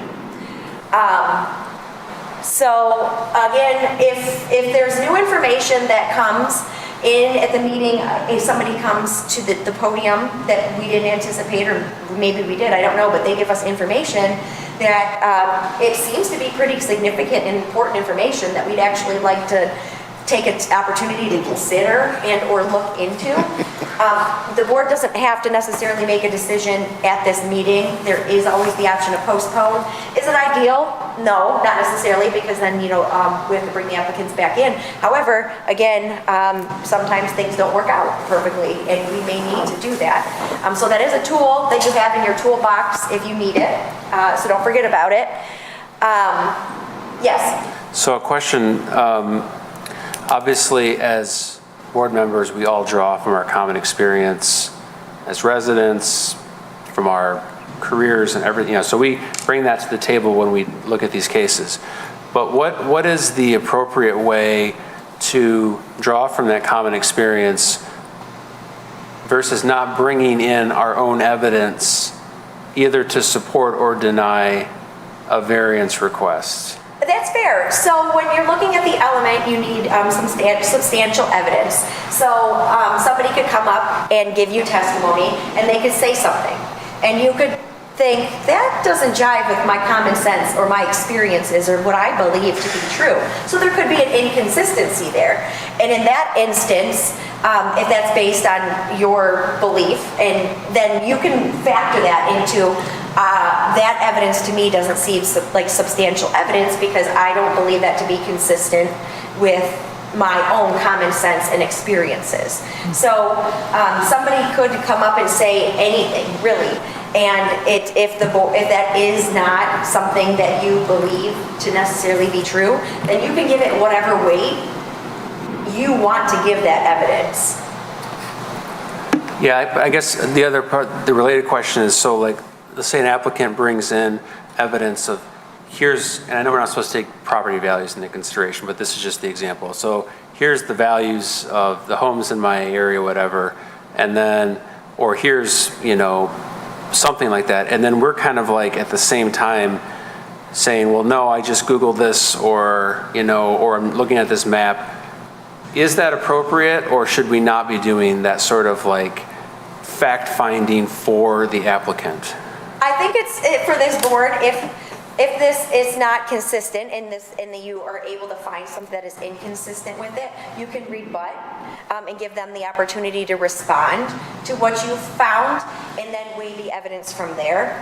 And so it's just important that you make it known, what based on, and what you're basing that on, whatever your contradictory evidence is, what you're basing that on. So for instance, if you said Google, so they come up and they have a chart that's done by a study by a firm, and it says that the property values will go down.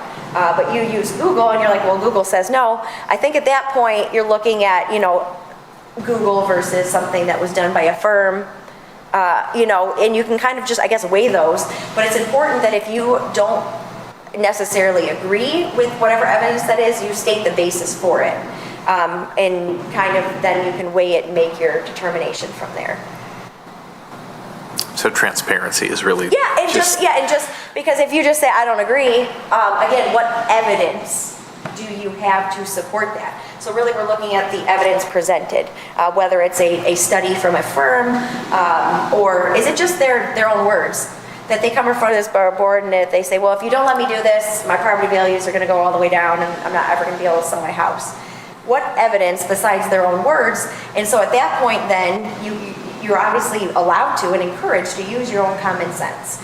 Does that make sense? Is that consistent with what I know, what I believe? And that's something that can be discussed amongst your deliberations. You can say, I heard the applicant say this. However, based on what I know about, from my experience with this, I don't believe that to be substantial evidence. I don't believe that to be compelling evidence because, for whatever reason, I don't think that is true. So just talk about it with your fellow boards, give your reasoning why you don't really consider that evidence presented to you to be substantial evidence. And again, it's all just making a record about whatever it is, whatever conclusion you reach, just making a very thorough and thoughtful record. And so going back, just again, and I really just said all of this, be clear and concise, it's acceptable to state the reasons while you're doing your deliberations. Maybe somebody thinks that, I don't think, this seems so personal to me, unfortunately, that I just don't think that I could approve this variance. And you can say that without necessarily making a motion right off the jump, to say, I'm making a motion to deny, without really giving your colleagues time to flesh it out and collectively speak their minds and hear different perspectives. So you don't necessarily have to rush into making a motion to grant or deny. Give your colleagues some time to state their opinions and consider them, and maybe change your mind or maybe don't, but just really make sure that you guys are taking your time on your deliberations. Oh, and then last but not least, I really don't feel like this needs to be said, however it is in there, just being aware of body language, because again, this is televised, and so people at home are able to see that, and certainly the applicant is able to see that, and it comes across if you're frowning or gesturing or dozing off, which obviously would never happen, but these kind of things undermine the integrity of our zoning board of appeals if this is the type of behavior that we exhibited. So just being professional, being thoughtful, being considerate with each of your points, and you don't necessarily have to agree, but you can respectfully disagree and do it in a way that is still professional. I know go ahead. I think a few months ago there was training for the ZBA members at the Oakland County right place, and I kind of remember like one thing they said is that you cannot deny a variance if it will render the property unusable to the owner. That the owner has to be able to use the property in some fashion. So you kind of have to consider that. Right? Well, so that's part of a use variance, and that's one of many elements that the board would have to consider. And so when we're looking at dimensional variances, that's not. Okay. Yeah, so, and we can kind of, if we do ever have one, we can put those elements out to kind of help you make sure you're hitting all of the points when you're doing your deliberations. And just to add a little levity to this, it's funny but not funny. It's really not funny, but during COVID, I had several boards and commissions and we did it all remotely. So board members would have the ability to turn off their mic. Well, some board members didn't actually have the wherewithal as to how angry they appeared in the background. So I just wanted to add that in, that this board does a great job of professionalism. Yeah, the days of Zoom are gone for this board, but again, still, there's cameras, this is televised, so you want to be courteous and be considerate. The next thing is we're looking at a aggrieved person, and the reason we're looking at this is when we're talking about standing. So whether an applicant, when they put in an application, does this person have standing to come in front of this board? Do they have a case to present to us? And so there was a case from 2022, and this was, I did touch on this at our last thing, but it's just something to keep, or at our last session, but it's just something for us to keep in mind again. When we're looking, especially if there's ever an appeal up into circuit court, if somebody doesn't like the decision that you made. For instance, let's say that you granted a variance. I have a good one. Yeah. So we actually had something like this when the people came in to appeal the Planning Commission's approval of an apartment complex on Waddles Road. It might have been a year ago.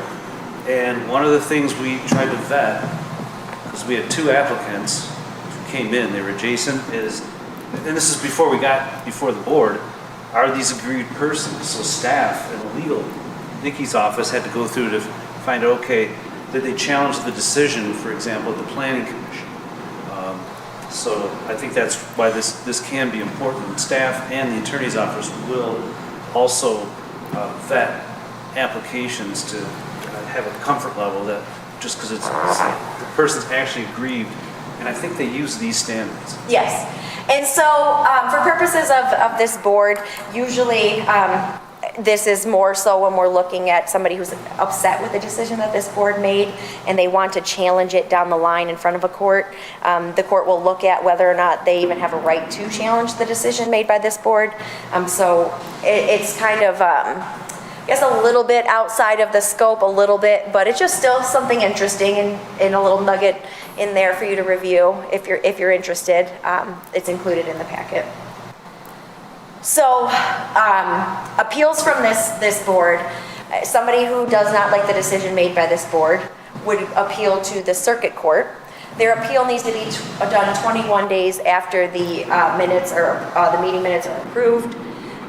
Then the circuit court will review the decision to make sure that it complies with the law, that it was based on proper procedure, it's supported by evidence on the record, and that this board used reasonable discretion in making its decision. So those are the factors that the Court of Appeals will look, or the circuit court, and maybe even the Court of Appeals, would look at when reviewing the decision made by the board. And so once it's in circuit court, the circuit court could affirm, which they could say, yes, the zoning board of appeals got it right. Their variance denial or grants stays the same. They could reverse and say, although the zoning board of appeals said this, it was way off base and we're actually going to do the opposite. Or they could actually send it back to this board for further deliberations if the record's not clear enough. That could be something. It could just be sent back to the board with instructions on specifically what needs to be addressed. There is we have an ethics ordinance now, which is covered in, well, not now, I mean, I guess it was new in 2021, and now it's 4 years later. So it's been some time, I guess, but it's found in Chapter 14A, and this applies to boards, on individuals on committees of our boards. And so I know that all of you initially have had an opportunity to review that. It was part of, I think, when you got your appointment, this was something that you were given. And so I think you can always refer back to it. It doesn't hurt to refresh your memory.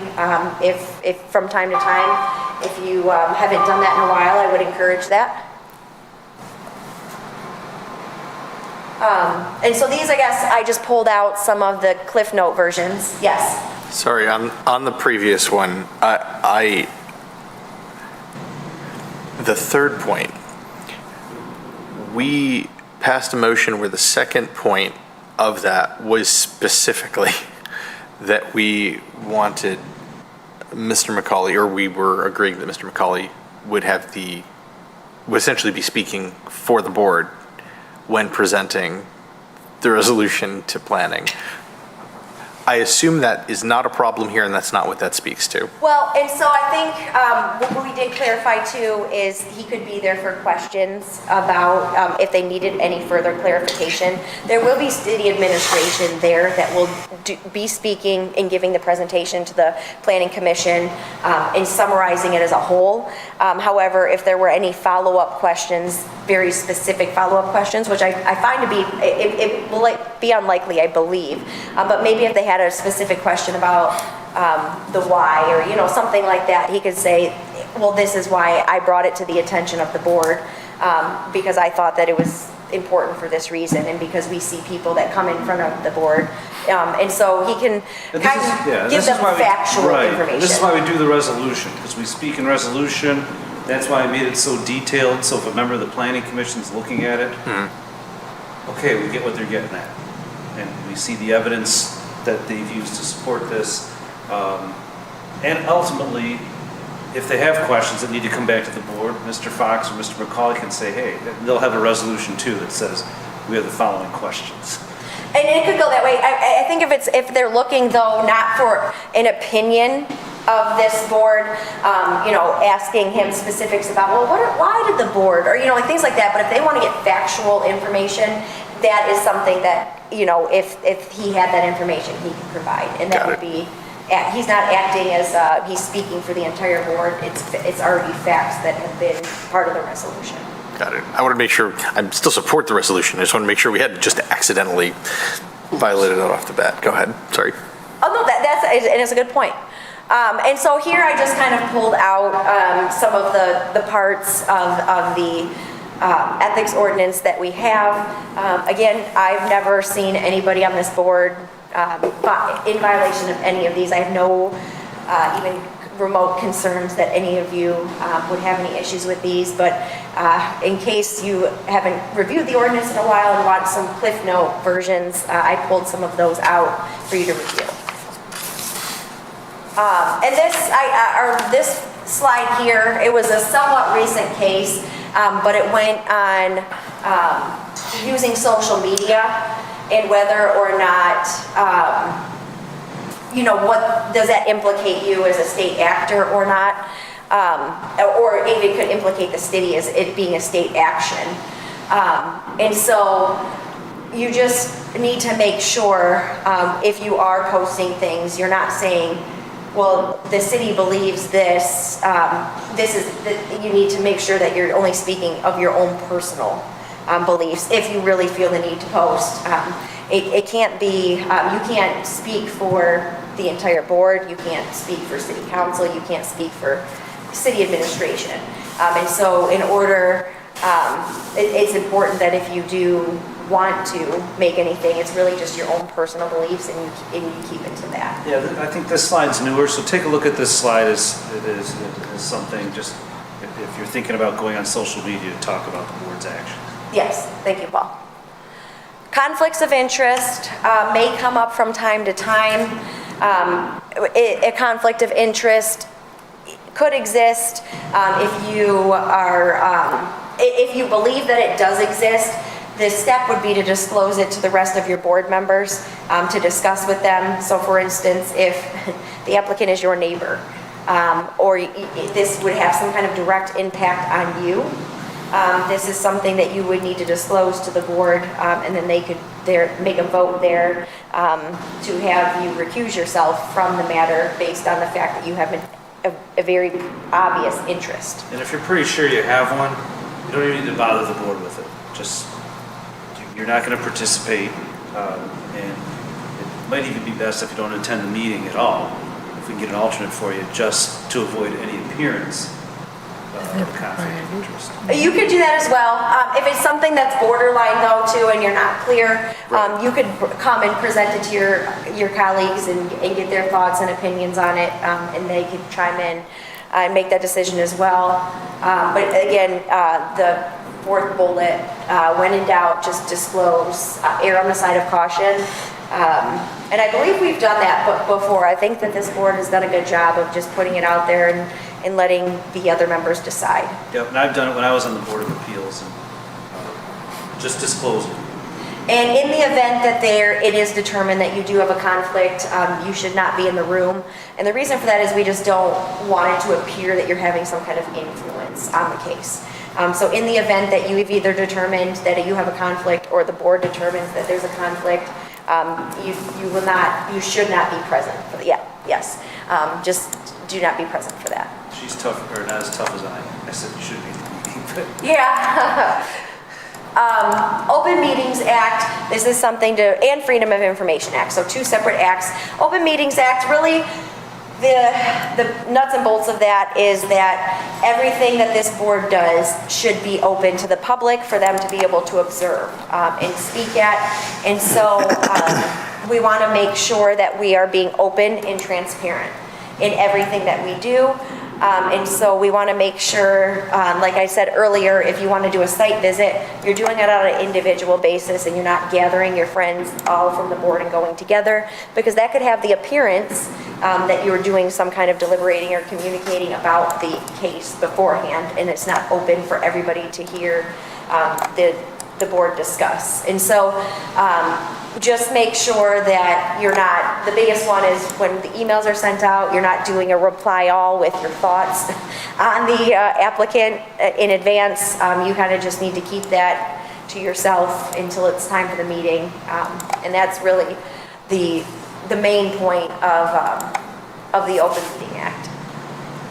So again here, no email chain with a reply all, avoid even social gathering of going out, even if it's not to go for a site visit, but it's someone's birthday and they invite everybody out to celebrate after for drinks or for food. either way, whatever your pleasure is, it still could have the appearance that this board is doing something as a whole that the public is not able to participate and see and be a part of. And so unfortunately, No quasi-judicial bowling. yeah, no, no bowling, no going to putt-putt golf, or, whatever the case may be.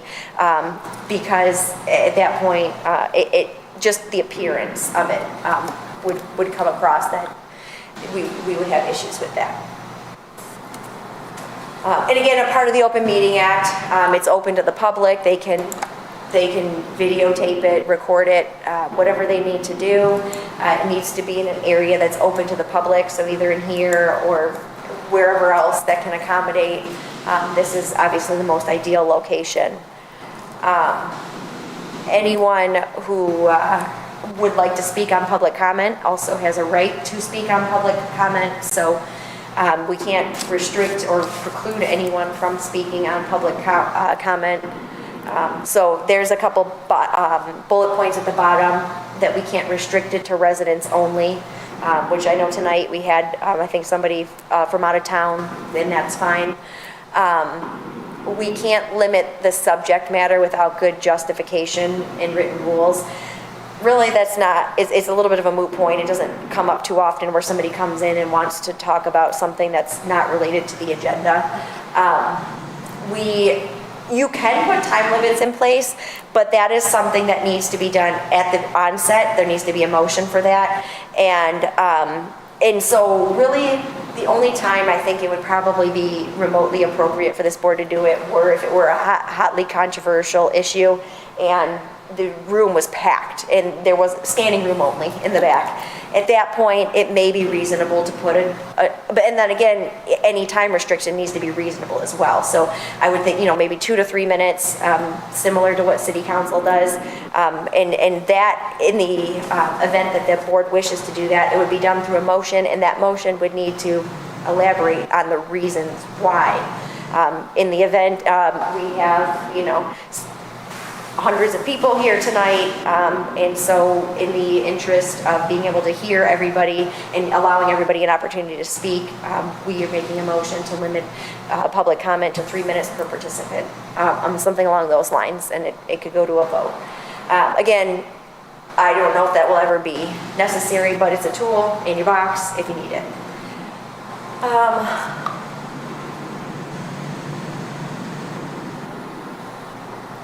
I think this slide here is similar to a lot of the things I touched on.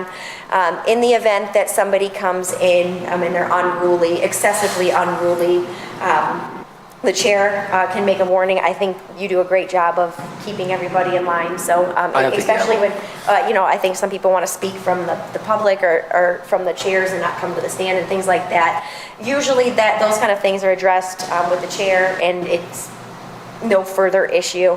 In the event that there is, we can contact PD, the police department, to get at least a presence in here, and sometimes that's really all it takes. I know the Animal Control Appeals Board usually likes to have law enforcement in there just for the sole purpose of just being a body in there to, make their presence known, so that people will act accordingly.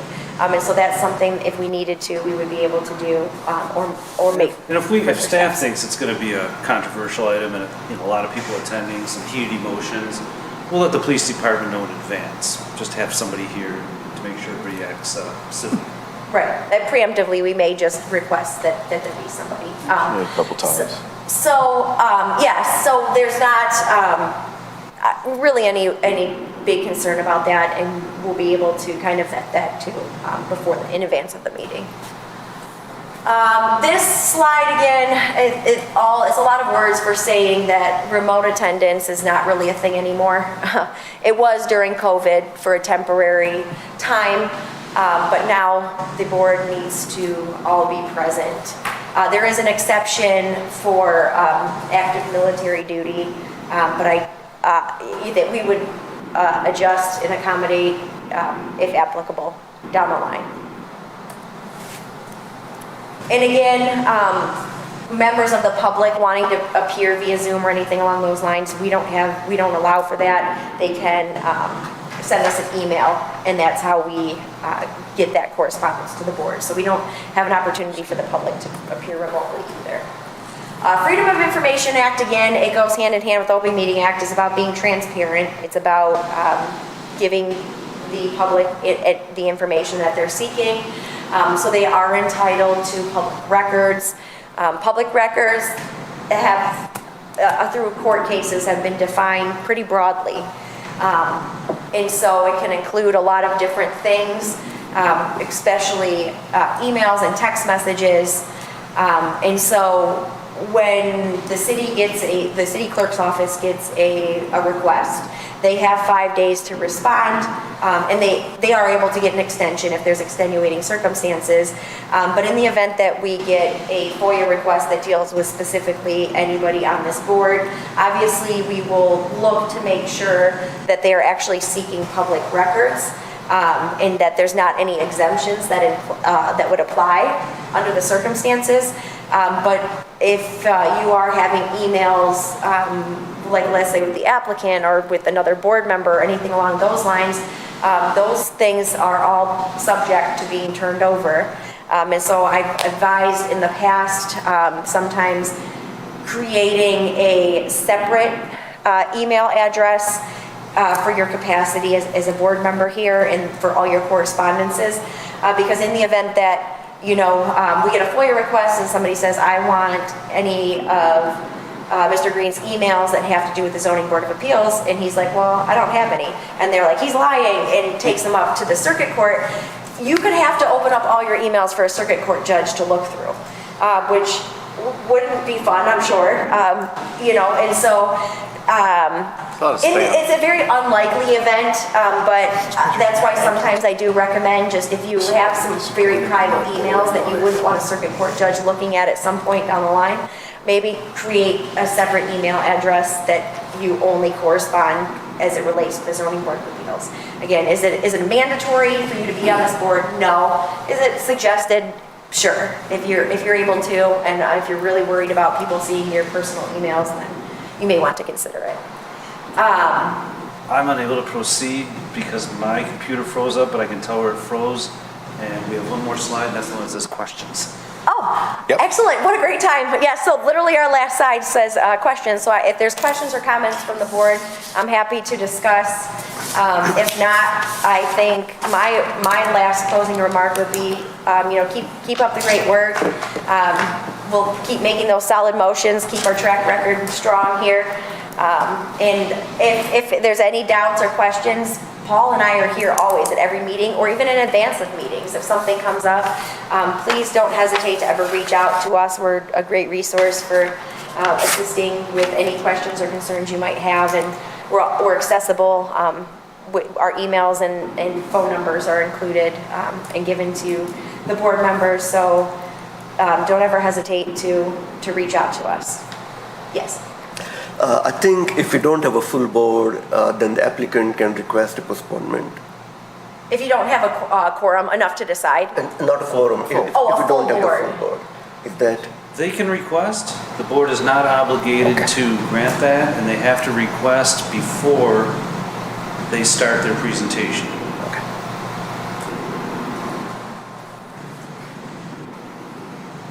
All right, anything else? All right, this has been terrific. It's a good presentation. Thank you. Thank you guys for your time. I appreciate this. It's always helpful. Thank you. All right, that brings us to public comment.